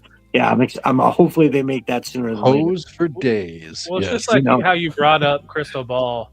Like Raptor is another one. It's like in the vintage line, those were two of the dopiest sons of bitches. Yes. Always. And Lenny and the team really turns those characters cool. 100%. Yo, Raptor is crazy awesome with the setup. It makes it viable, right? With the wing setup that he has with the little fans in it. No, dude, that's a home run. They really did that with a lot of figures. Kind of that's that same, like I've been saying, the classification where like the tripwire, the scrap iron, the way that they took they with scrap iron, they took an already amazing game changer figure and made it fucking even better somehow. Again, I'm not super versed in a lot of other toy lines, so I can't be like, a comparison of what this line is like to other things. But man, from whatever that obsession was about being a G.I. Joe fan, when I look at these figures now, it's the same thing, right? I wouldn't know how to describe it, but like it's that feeling that I got the first time I saw Destro in the store. I distinctly remember seeing Destro, the version 2, in the store, just the way that it hit like crazy. Like I was actually on vacation at Myrtle Beach, North Carolina. We went into a store to buy beach toys with I looked over and I saw, I had never seen it before, didn't know it existed, was the Destro, the spoiler and the figure. I ran over, I grabbed it, and I immediately tried to convince my mother that we were never going to have another opportunity to get this, that they're only selling it here in the store. It's not back in New York. It's not anywhere else. You absolutely have to buy this. And she, of course, she was like, oh, sure. Of course. It's definitely here and here only. I understand. And she bought it for me. And it was, like I remember that feeling distinctly. It's like all the hairs on my body standing up, and I got that recently when the very first classified figure I fucking saw in real life, like in a store or in the wild, was up here. The Walmarts, the Targets. There's never been any. So I've meandered in and out of a few toy aisles looking for them since I started collecting, and there was never any there until I went into the Target up on Balltown Road. I'm saying that like you guys know where that is. I walked in and they had the Mass Device Breaker, which was at first everybody was kind of bugging out, like trying to find it. It was on sale for like $60-$70 on eBay, like right off the bat. As soon as it was released, people were selling it for more. And I turned the corner and saw that Mass Device Breaker there, and I snatched that up so quick. And all I kept thinking for like the next week was this whole entire time I've been thinking back about what it was like to collect as a kid. It just happened right then, right? I mean, I still was obviously very into it because of like seeing the Alley Viper and then opening it and having that put the hook in. But when I turned the corner and saw that breaker hanging there in the wild, I don't know what it was, dude. That was I probably, now that I'm saying it out loud, that is probably when it went from like one thing to another in terms of how like deep the hook had been set. Mm-hmm. But yeah, I mean, I do see other stuff. Daddy. Oh, sorry. Go ahead.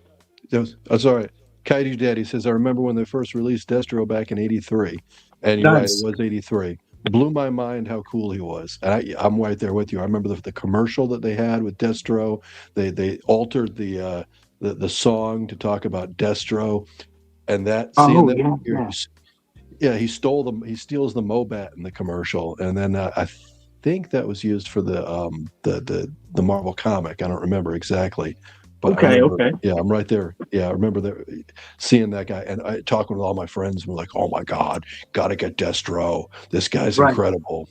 Yeah, Right. Oh yeah, Right. This is an 83. mind blowing. I was 83, only 3, so I don't remember that commercial quite. Well, as vivid as you Yeah, do. well, I'm old, so it's I wasn't born then either, so Well, it was almost like Destro, I feel like was getting released and was getting released like long after he was originally released, right? Like they kept putting him back in the stores because I'm trying to think the first year that I bought G.I. Joe's, I don't think it would have been 83 because I was only 4, right? So I do remember, I think oh God, you know what? It might have been. And then I remember in 85, I remember getting a few figures, but then it was the Christmas of 86. That's what really did it. The Christmas of 86, I got the Havoc, Beachhead. That's when I got Beachhead, the Surveillance Port, and a bunch of other shit that just kind of shaped my whole like obsession. Yeah, the Christmas of 86. I've recently been looking for the picture that I know my mom has somewhere. It's the Christmas tree. It's all the presents underneath it, and I'm like sticking my face out like this from the pile of G.I. Joe stuff that I got. I would love to have been a fly on the wall during the production meeting explaining the defense. What was it? The defense post, where it's just a fucking box. Oh, well, that's which one? The Coastal Defender. The Coastal Defender was just a box that opened up. It opened up and the one thing stood up. And dude, it came with the biggest piece of shit figure. Isn't that the one that Windmill came with a figure? Oh, then maybe that's not it. Windmill came with the X thing that had the blades that you could expand. Yes, yeah. The dude, he had like what looked like a fan made of Ginsu knives right up above his head, like the figure himself. And I don't know. That's the one figure where I remember somebody asked me on the time, or my brother Conrad asked me on the timeline. He was like, "You're very positive about a lot of these figures. Is there anyone you don't like?" And it was like Windmill. Windmill sucks ass. That's a ridiculous figure. But he had a great fucking piece though. That freaking Judge revolver. I remember that. I don't really. Oh yeah. I have no idea who Windmill is. Who's Windmill? Windmill it's a deep cut. He's an 88 or 89, I think, was Windmill, wasn't he? Driver. Yeah, he drove that weird looking with the big. Yeah, we already talked about that. It was with like the big orange propeller pants, on the back. green top, big ass helmet. Mm-hmm. Yep. Okay. Yep. Yeah, so if I had to try to answer Homeboy's question and pick one, I honestly don't think I could pick one. I'd probably have to put. I think you picked all of them. Yeah, I did. All the above. Yeah. That's literally what it was. You named all of them almost. I could. It would have been faster if I went with the ones not to name. Here's the ones that I think are subpar. But they're all like, I don't know. They were all like 8 out of 10s or above to me. I guess, I don't know. The chat was joking about it earlier. They were like, "What's your favorite GI Joe classified?" All of them. All of them. Yeah. It's true. Yeah. If there are people who have never heard me talk about like stuff like this before, like I can't make a top 10 list. It winds up being like 25, where I have like multiple people tied for one spot. It's like it's impossible to narrow it down. I'm terrible at that. I try, but I mean, the farthest that I've got definitively for sure though is, growing up, it was like Destro and Snake Eyes were above the list. Beachhead was number 1. Alley Viper Shockwave were 2 and 3, and then it kind of gets real murky after that. Because the two for like best for this year for me, it's right there between Pythona and Budo, and I think Budo overcomes. Just because he's a solid buck underneath, and then the customization, we're playing dress up with our doll, but he's cool because you just have those different options. So much stuff. And then the homage to the Japanese packaging on his armor plate. Mm-hmm. That's great. Right there. That was just amazing. Right there. Amazing. Amazing. G.I. Joe logo. Yeah, I can't agree with you more. It is. I mean, he comes with, you could dress 3 figures, right? So it'd be a little sparse on maybe one of them, but like you could legit put like 3 figures worth of stuff on people. It's between the uppers, like a dummy, right? That you could put his spare armor on. Right. I think so. Yeah. Right.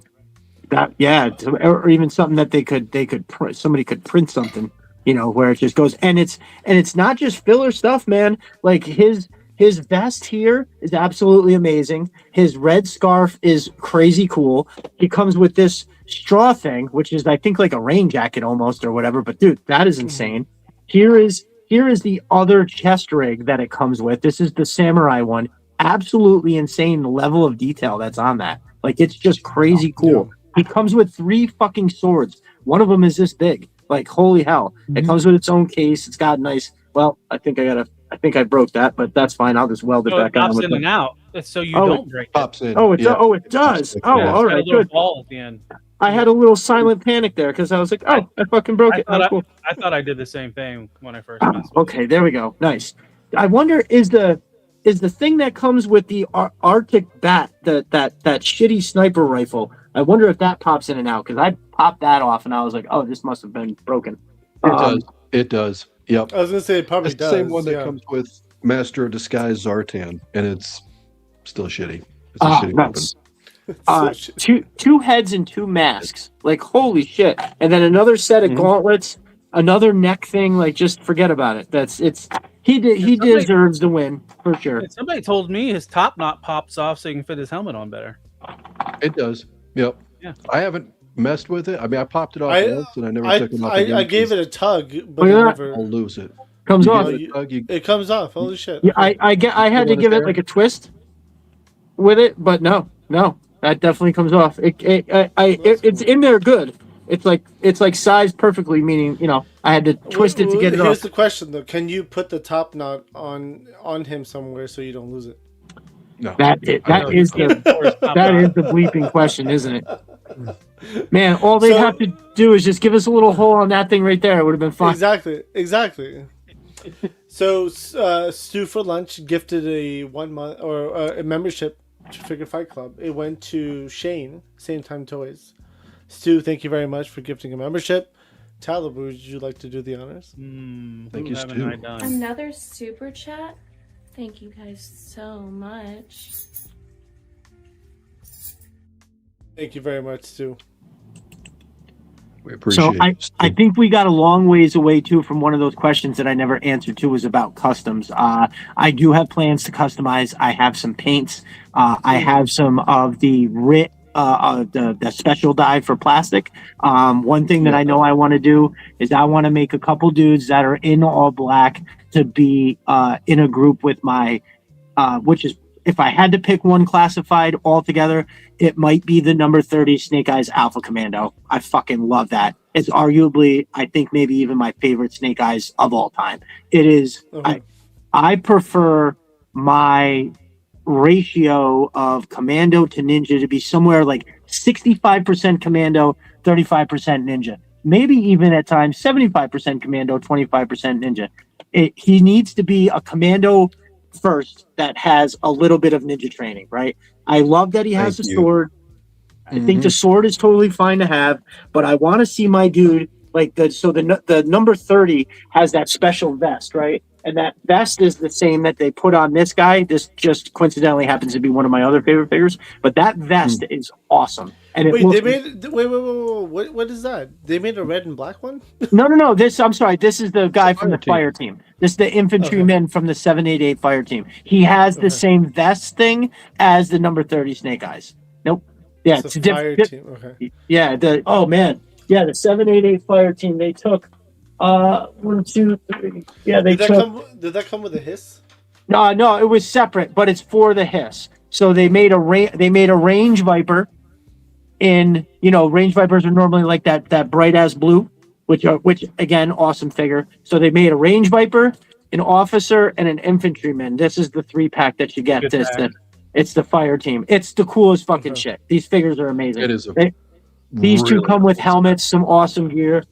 Chris from Sister Arsenal actually makes mission crates for every one of them. I have that whole setup. I will be building. The hiss is going to have a very special spot. It does. I should move it over so you can see that here when I'm sitting like this. You should be able to see it. But no, I have. That's the first thing I displayed when I finally got this. Because originally, when I first started collecting, I had all of my stuff in totes in my dining room. I couldn't put this stuff in my workshop because there's dust. There's all kinds of shit. So eventually, my wife was like, "Listen, it's the fucking dining room. What are you doing?" So I had outrageous.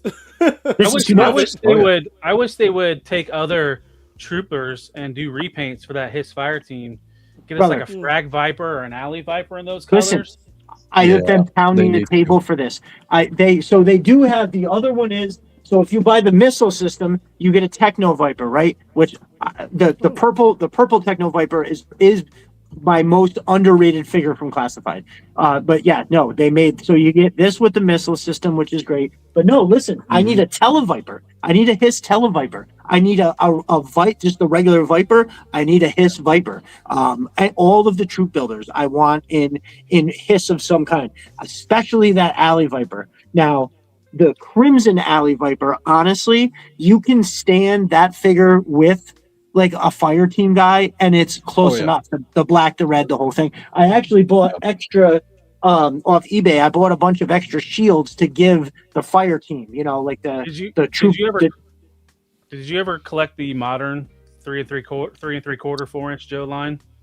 I picked up some stuff like when I started collecting classifieds, but not before this year. Everything literally has happened. They had a red hooded Cobra Commander with like a blackish gray bodysuit, and that would look really cool with the Hiss fire team. And then he had like a red cloak that like covered just half of his body. Okay, I've got him. I got him packed away. I was gonna. I wish I knew where he was. I could show you. Yeah, I got him up there. I just would have to get up and get it. But yeah, it's pretty slick looking. I love it. He came with the regular head and the hooded head. Yep. Nice. Fuck yeah. Yeah, dude. I wish that they would give us. So I guess from what I've heard, the reason that we didn't wind up getting more of that is that like the fire team and the missile system didn't sell as well as they thought. Now I don't know how much truth is to that. I just know I've heard it more than one place, and so they whatever. Now it hit clearance on Pulse, so it makes sense. But when you're selling 3-packs for $90 of troop builders, that's a hard pill to swallow. That's hard, yeah. Right. It should be like $15 each. 45. Right. Well, I mean, how much was the Viper 3-pack originally? Wasn't that like $55? No, that was like $70-$80 What? originally. And Yeah. it dropped quick, and you can still buy them for about $50. You can buy them But for about originally- 50. Yeah. Didn't the Viper 3-pack show up at Ross? Because I bought yeah. one or two from Ross for it was really cheap on Ross. Too, Oh like yeah, $20. Ross had them for a while, for dirt cheap. I think it was like $20 or something, some ridiculous price. Because I bought two of them from Ross for $20. I can't remember how many I bought. I think I have at least two. I might have. No more, shit. I don't remember. I never could find But it. it was, and that was a couple of years ago that you get them at Ross. I think it was like 2023. I don't remember. It was a while back. Well, I know I worked a deal. So again, this is how I wind up getting all these damn figures in such a short time without going, broke. So I knew a dude that had a bunch of the blue 3-pack Vipers. Now, like I said, those are my favorites. I want to have as many of those as I can. So I knew my brother Jeremy had a bunch of them, and he prefers the Retro Viper. So there was a time when Amazon had the Retro Viper on sale for like $14.99. So I bought a bunch of those and just traded them straight up to Jeremy for the 3-pack Viper. Now, the way that I look at it is I don't want to spend the extra money to get that red Viper that comes with the 3-pack, because I have one or two of those and that's fine. I don't want any more. I don't want to spend the extra money. I want to spend just enough so I can get just the blue ones. And so I traded them all to Jeremy, and he hooked me up with the 3-pack Viper. And so it's little things like that. That's how I tried to build as best I could, because I like I said, I think that 3-pack Viper is so fucking awesome. I love it. Yeah. That's the crazy thing with. I was gonna say that's like one of the crazy things with GI Joe and Hasbro. Like they have Pulse. This is like their direct to consumer type thing, even though it's almost like a third party site. Right.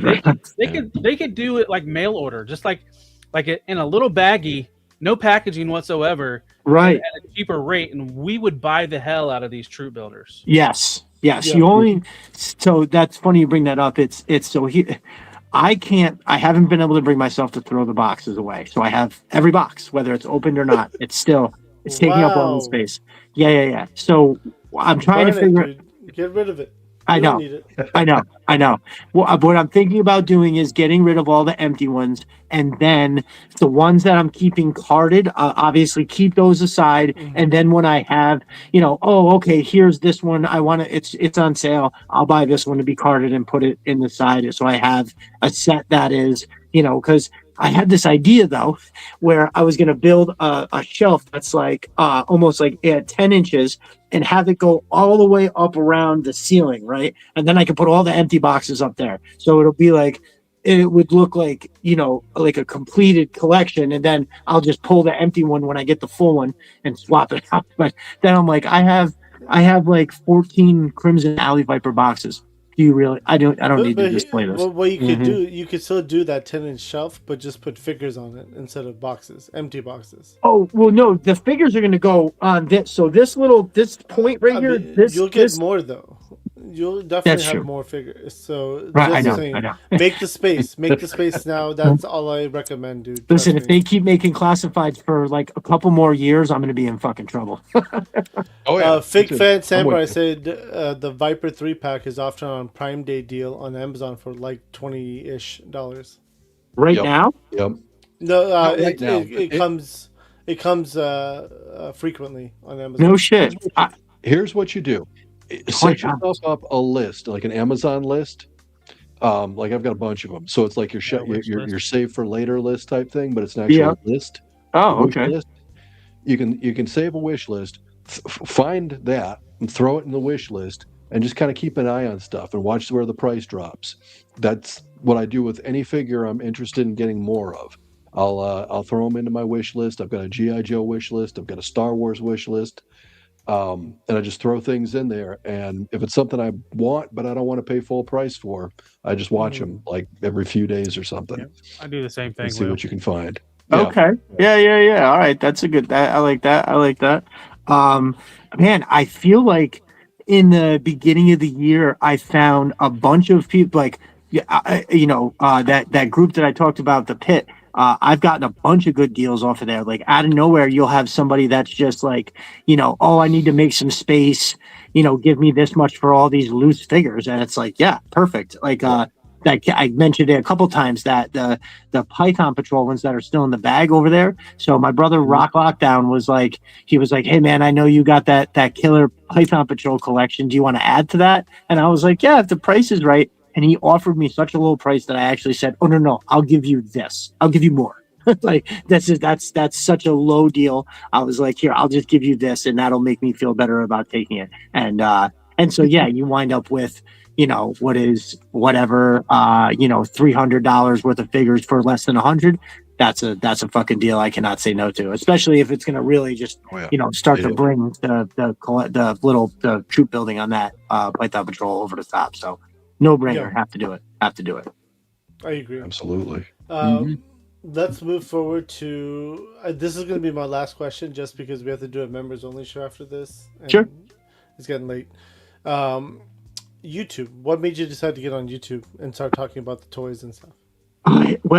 I like to talk. If you haven't noticed, I can talk, and so I felt like I almost started a fantasy football podcast way back when, but it was saturated. The field is just like, and honestly, as much as I love fantasy football, the online shit is just they're a bunch of people who just want to be right.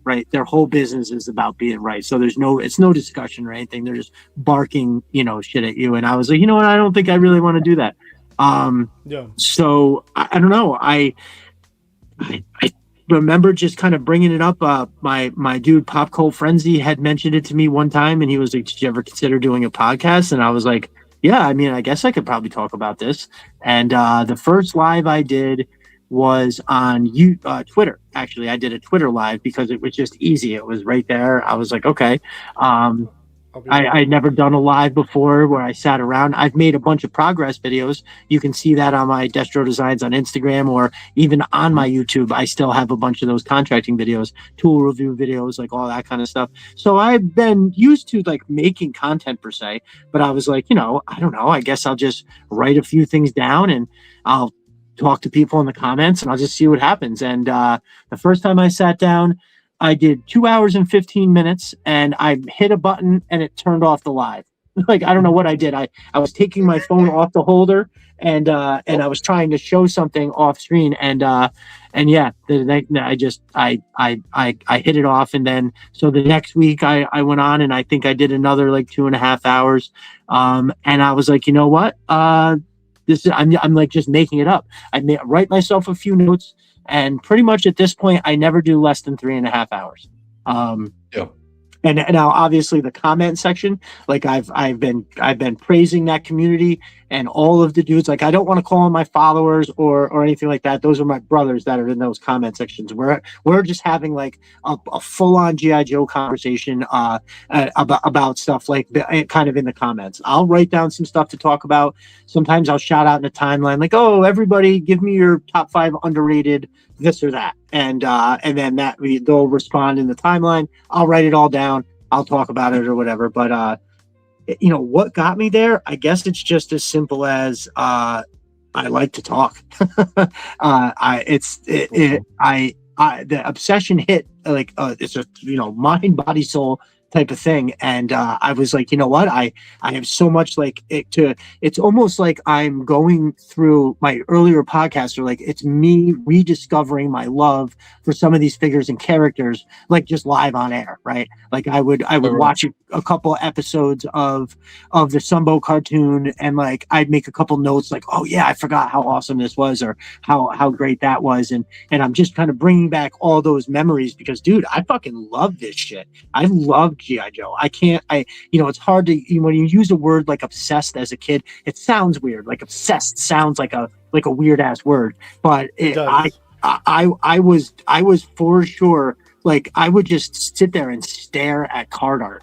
When you would buy a figure and you turn it on the back, the whole back had pictures of all like the ones that had been coming out that year, and just like I could just sit there and stare at those forever. And yes. Yes, Yeah. I'm with you. When on you're a that, fan of sure. something, fan is short for fanatic. So Yes, we are a yes. bunch of crazy sons of bitches that love Right. these toys.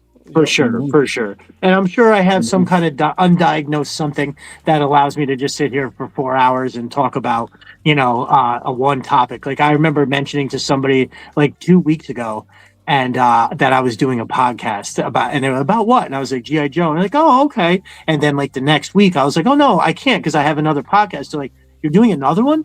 And I was like, yeah, what do you mean? I do it every week. They're like, you talk about GI Joe every week? And I was like, yeah, I mean, it's really not hard. I can definitely do it. There's it's not just the toys. There's the comics, there's the cartoons, there's a lot that goes on. And like right now we are in like the prime time of classifieds, right? Like this year they released an insane amount of stuff and it's all awesome. Now, I mean, I'm sorry. Some people have gripes about like they call the Fort Mod the porta potty.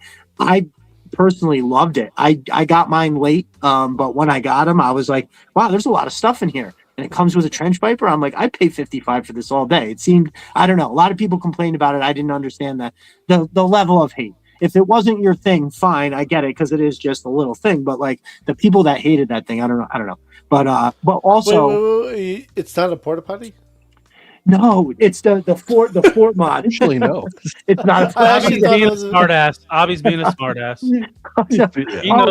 It's not a porta potty. Oh, I thought you said something else. Yeah, no. Yeah. Actually, there is a guy on Instagram, GI Customs. He has he 3D prints a piece that snaps on the side, and it is 2 urinals. Yeah. And it's actually looks legit. And no wall between the urinal either, so there's no privacy in that thing. Mo's Mind Custom is saying that it's a tactical toilet. It's a tactical toilet. Yeah. Well, that's the thing too. That's the thing too. It's like I'd almost rather spend the money on something from Matt than buy that. But it's the only way to get the trench viper. But I guess ultimately the answer to the question almost ties into like the very one of the first things we talked about is like I felt like there wasn't that many, like there wasn't really many like podcasts that were talking just about GI Joe, right? There's a few very, very, like the Full Force is great, and I guess Destro is my spirit animal definitely largely talks about GI Joe, and the content he makes is a lot of GI Joe. But I was like, yeah, I think I can throw my hat in the ring here and make it like not necessarily like a hard hitting reporting news breaking kind of thing, but it's more like me and all the dudes, we're all of a certain age. We're not going out to the club on Saturday nights, and a lot of the guys, they like that it's like a Saturday night hang. It's a way, on Saturday nights we can stay up a little later than normal. So I actually did. We're all such old fucks that I actually did start at 9, but I moved it to 8 because if I'm doing 4 hours, which happens a lot, 1 o'clock in the morning, asking people to stay up for that is just crazy work. So I was like, all right, we can start at 8. Yeah, but no, I was like, yeah, I can give it a shot, and if it works, it works. And I had a lot of really positive feedback like right off the bat, so I kind of was like, okay, and unfortunately, there's a lot of production value that I really need to bring up. Like I also ran into trouble with my laptop. It stopped allowing me to access my my settings. So I got a new router for the Wi-Fi, and I couldn't connect it to the Wi-Fi because I couldn't get the settings to change it. Crazy shit. My tech guy, my IT guy, is my cousin. He moved like 2 hours away, and trying to find time to drive all the way out there so we can fix my laptop has been a pain in the ass. So like right now, I'm on my phone, so I've been rocking the old the Samsung Note to do that. But no, so I do plan on bringing up production value.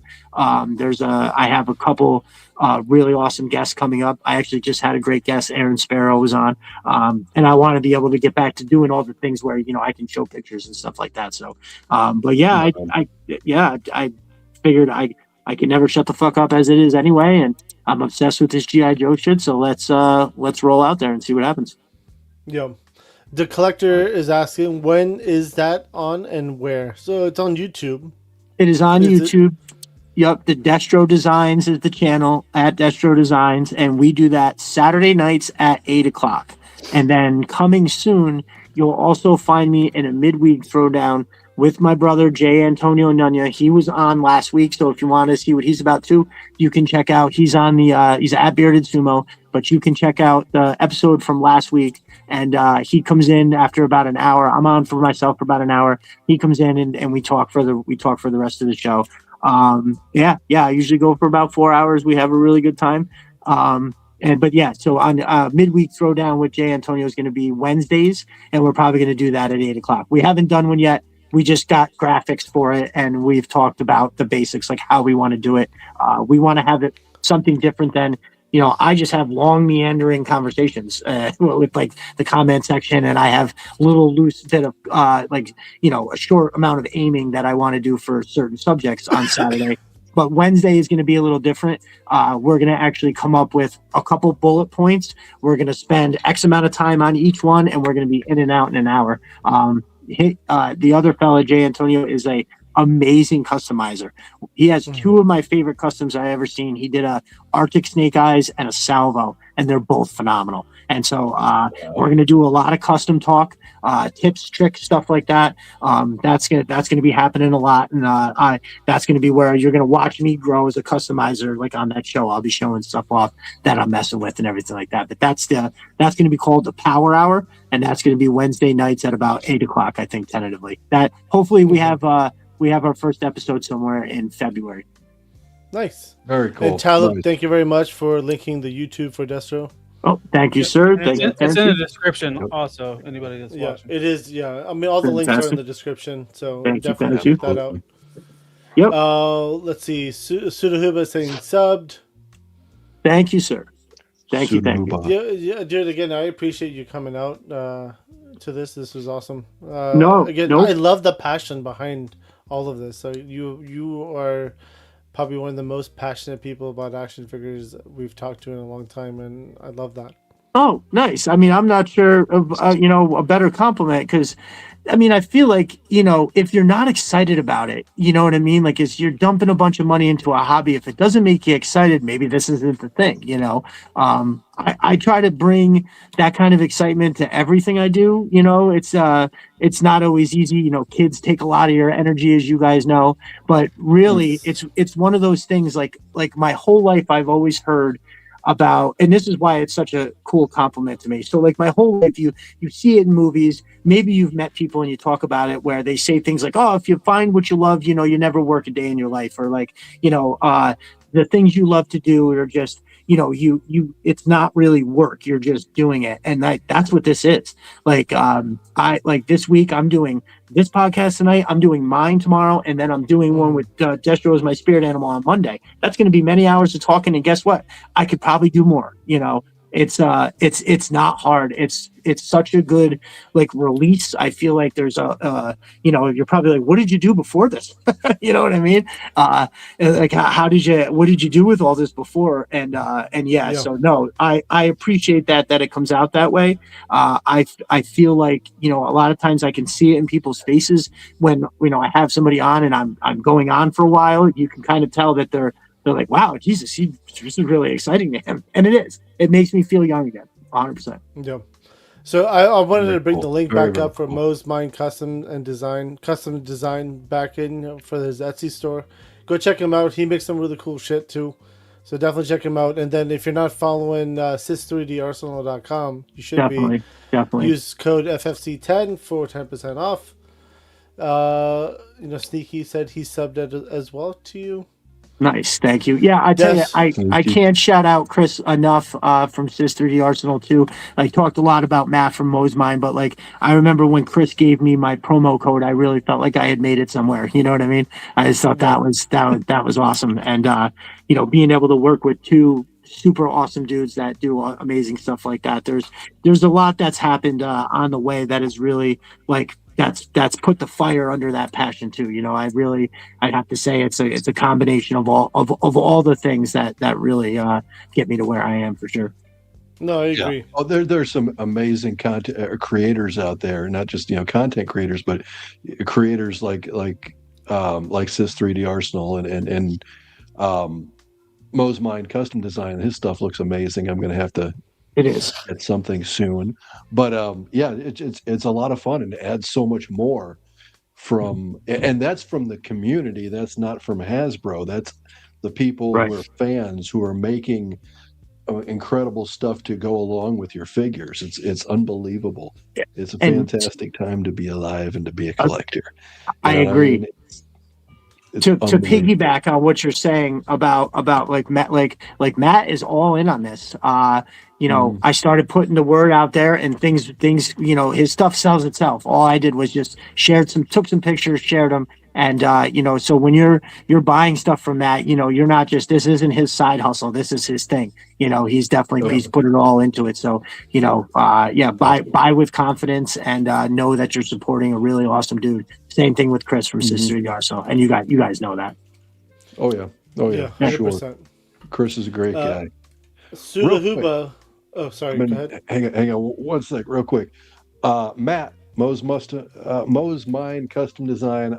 I'm shitty with names. I apologize. Listen, I fuck that up every week. I do it on my own podcast. Right. I fuck the name up every week. Where can I find you on Instagram? Are you on Instagram? I went looking, I couldn't find you. So I know you're here in the chat. Please let me know how to find you on Instagram. Need to follow your stuff. Go ahead, Albie. Take it away.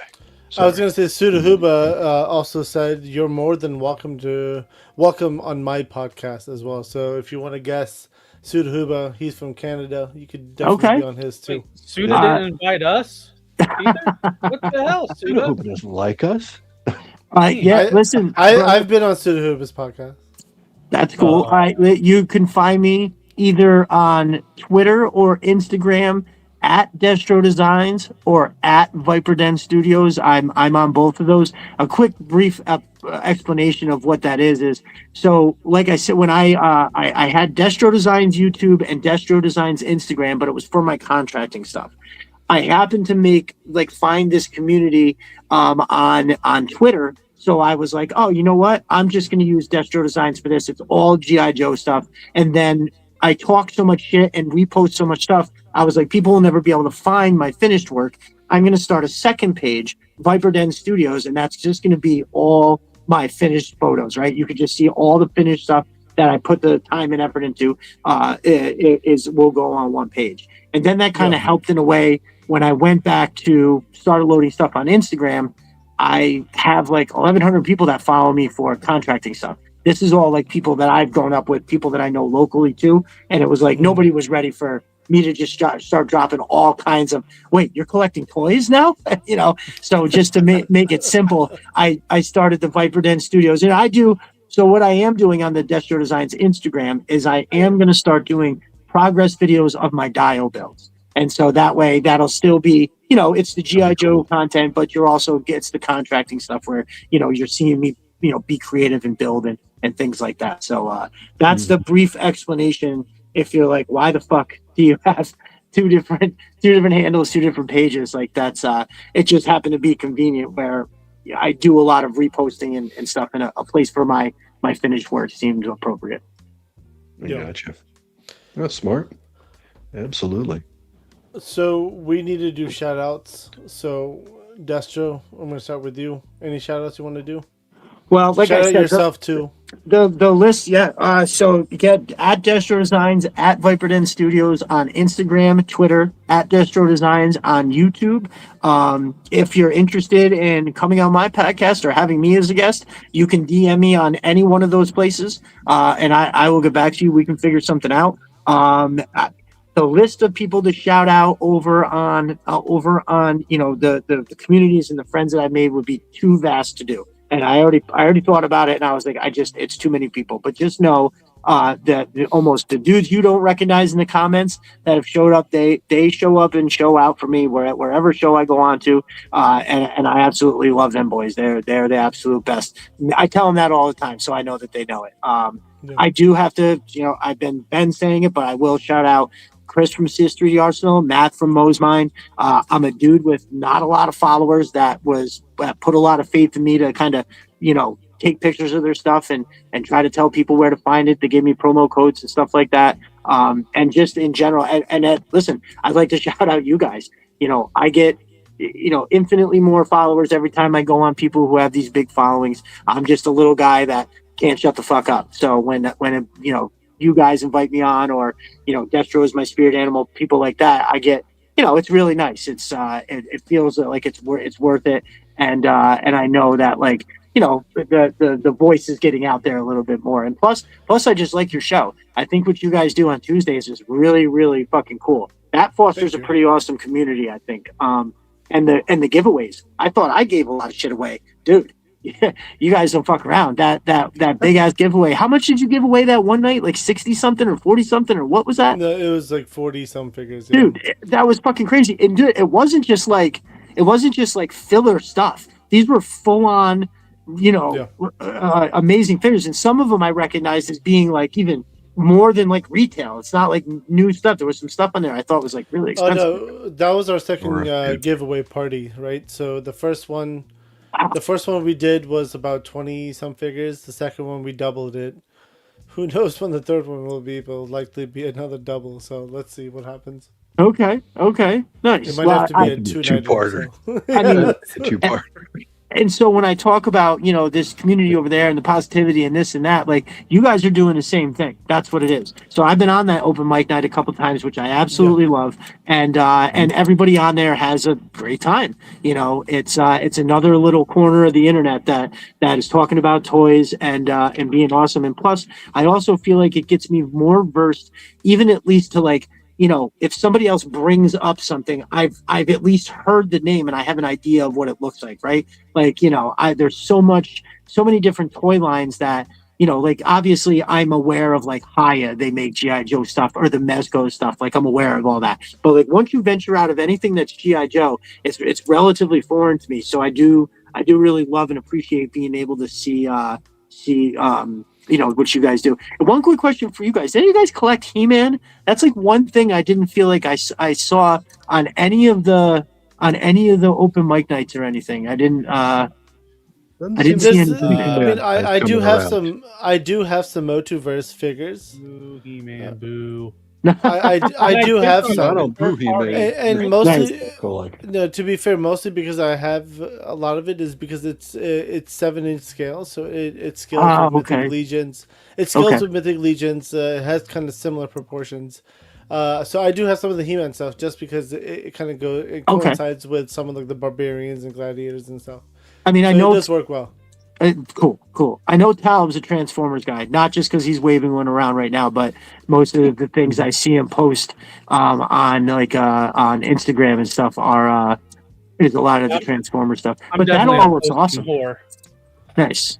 And most of the pictures I see Lou take is mostly like G.I. Joe or G.I. Joe adjacent stuff, I think. Does that sound right, Lou? A lot of it. Yeah, there's a lot of it. G.I. Joe, Valaverse, G.I. Joe, Valaverse, and Savage Crucible right now are probably my top three that I pick up. So Savage is the more of the fantasy type stuff.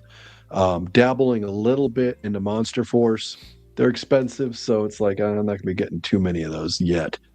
Nice. But yeah, mostly G.I. Joe and Valaverse. The military theme is definitely my number one, my go-to. Very good. Yeah, I'm excited for their Valaverse's that Sam Fisher that's coming out, the Splinter Cell guy.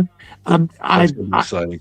Yeah, I absolutely love that game. I wish that somebody would remake some Metal Gear stuff like that. I know that somebody told me the other day it was McFarlane that made it. McFarlane made about a 10-figure run from that Metal Gear Solid game for the original PlayStation, and man, I'd love to get my hands on those. They looked awesome. Okay, all right, yep. Nice. I do remember. I vaguely remember the Lion. I don't think I was really collecting much when those came out. No, I wasn't either. I happened to see him on eBay. Dude wanted like $800 for 8 figures. I was like, holy shit. Yeah, forget that.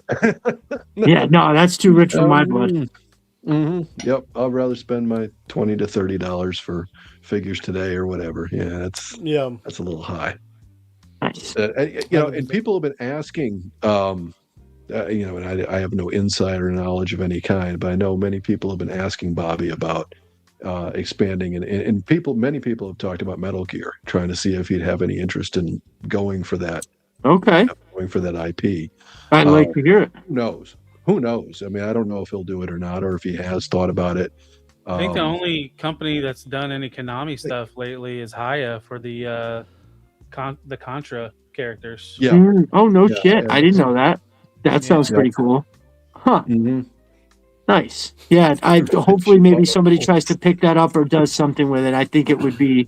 There's so many cool ass characters, right? Like Kajama is just amazing. He the characters that he had in that first game, all the bosses that you fight and stuff. They would all make like that guy. Who's the big guy with the Vulcan Raven, the shaman guy, Raven, I think is his name. Vulcan Raven. Right? Vulcan Raven.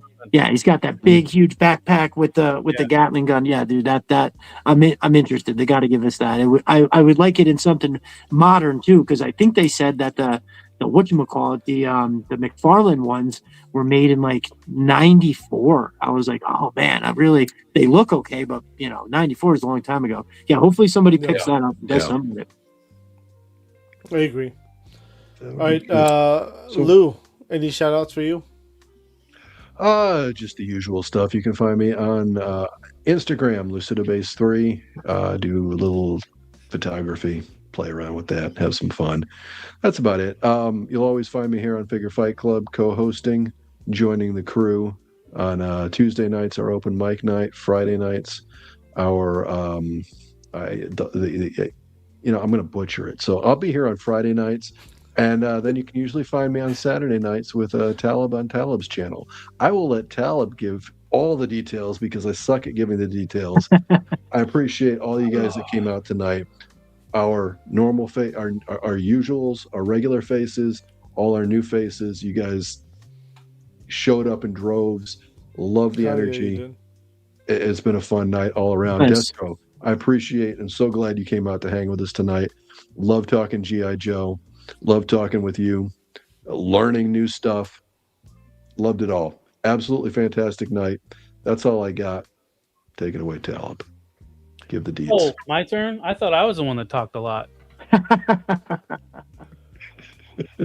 Now, you know what? Wait. Now that I've got a system that works, because it's been awesome, I'm gonna be talking a lot more.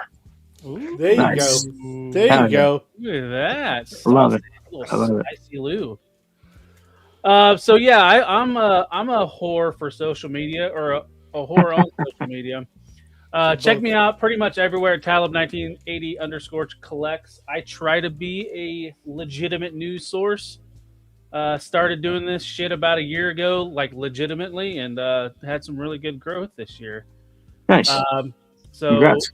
my main thing is YouTube is what I'm trying to get up. 2 reviews a week, every Tuesday, Transformers Tuesday, every Friday is Action Figure Friday. Those drop at 1:30 p.m. Eastern. And then throughout the week, drop in news shorts. And then on Tuesday at 1 a.m. Eastern, a live pre-record goes up of the compilation of all the news and review of that week. It's been kind of growing, so that's cool. So check that out. You don't have to watch it during the live. You can just watch it whenever. And then Saturdays, as Lou mentioned, Men on Films, we get together, talk movies, bullshit mainly. There is topics. It doesn't stick very hard, but a bunch of us threw topics in the group chat, and we did a poll, and Guilty Pleasures won the poll. So we're talking Guilty Pleasures. So check that out at 11 p.m. Eastern on my YouTube channel. Awesome. Also, as you're checking us out right now, I am on Figure Fight Club. And Monday, we do a Transformers exclusive show starting at 10:15 p.m.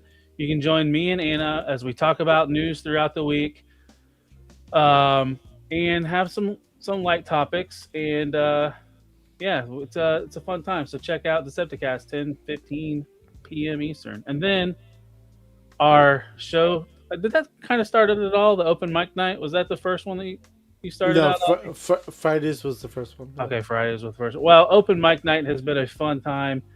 Anybody can hop in, talk toys, show and tell, talk whatever we're talking about. Just have a working mic and don't be a jerk. That's all we ask. Nice. I love it. And Friday night, great. You're watching it right now. Is our VIP show. It starts at 9 p.m. Eastern, where we have guests that are in the toy community, toy curators, toy photographers, sometimes cosplayers. But yeah, check it out. Nice. Are you done, Talib?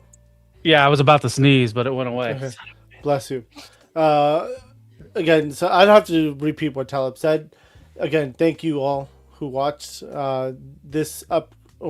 Next Friday, we have a new VIP who will be joining us. I have a little video montage, so we'll play that now.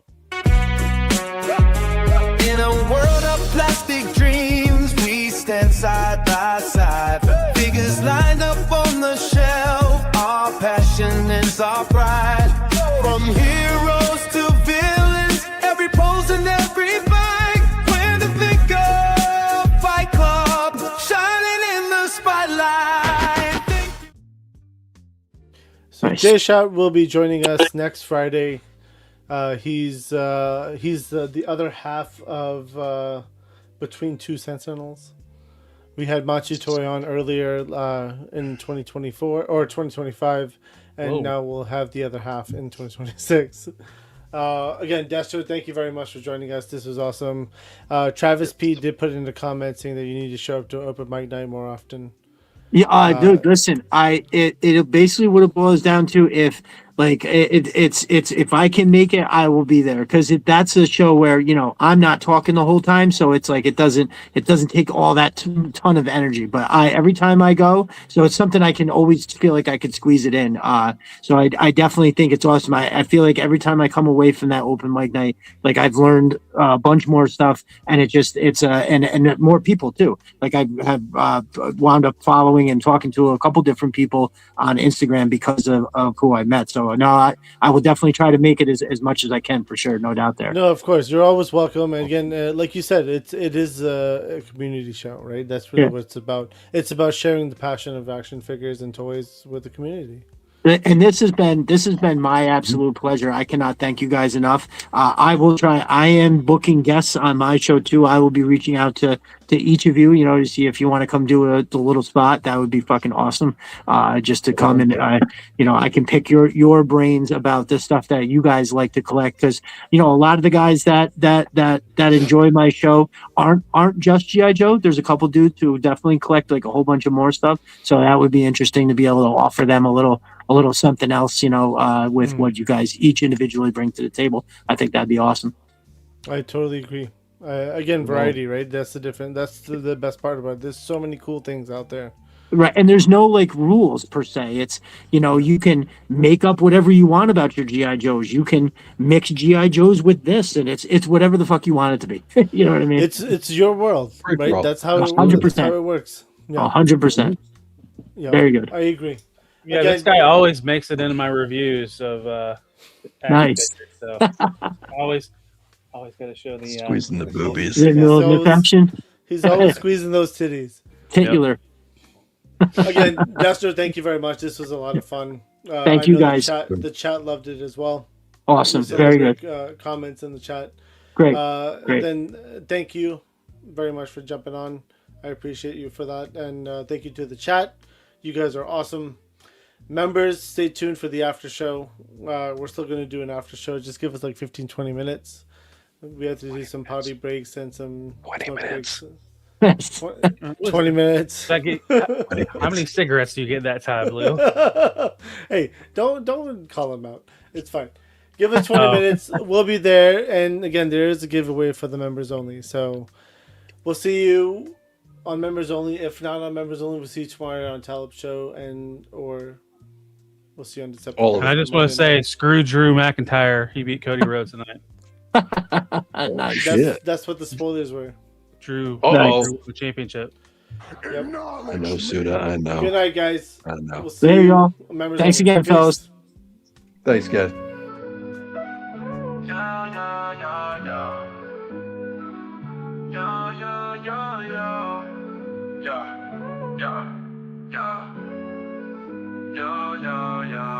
As we wrap up tonight's fun, the figures in talk, so we've just begun. Join us next time for thrills anew. In the world of Figure Fight Club, it's all for you. Make sure to subscribe and smash that like button.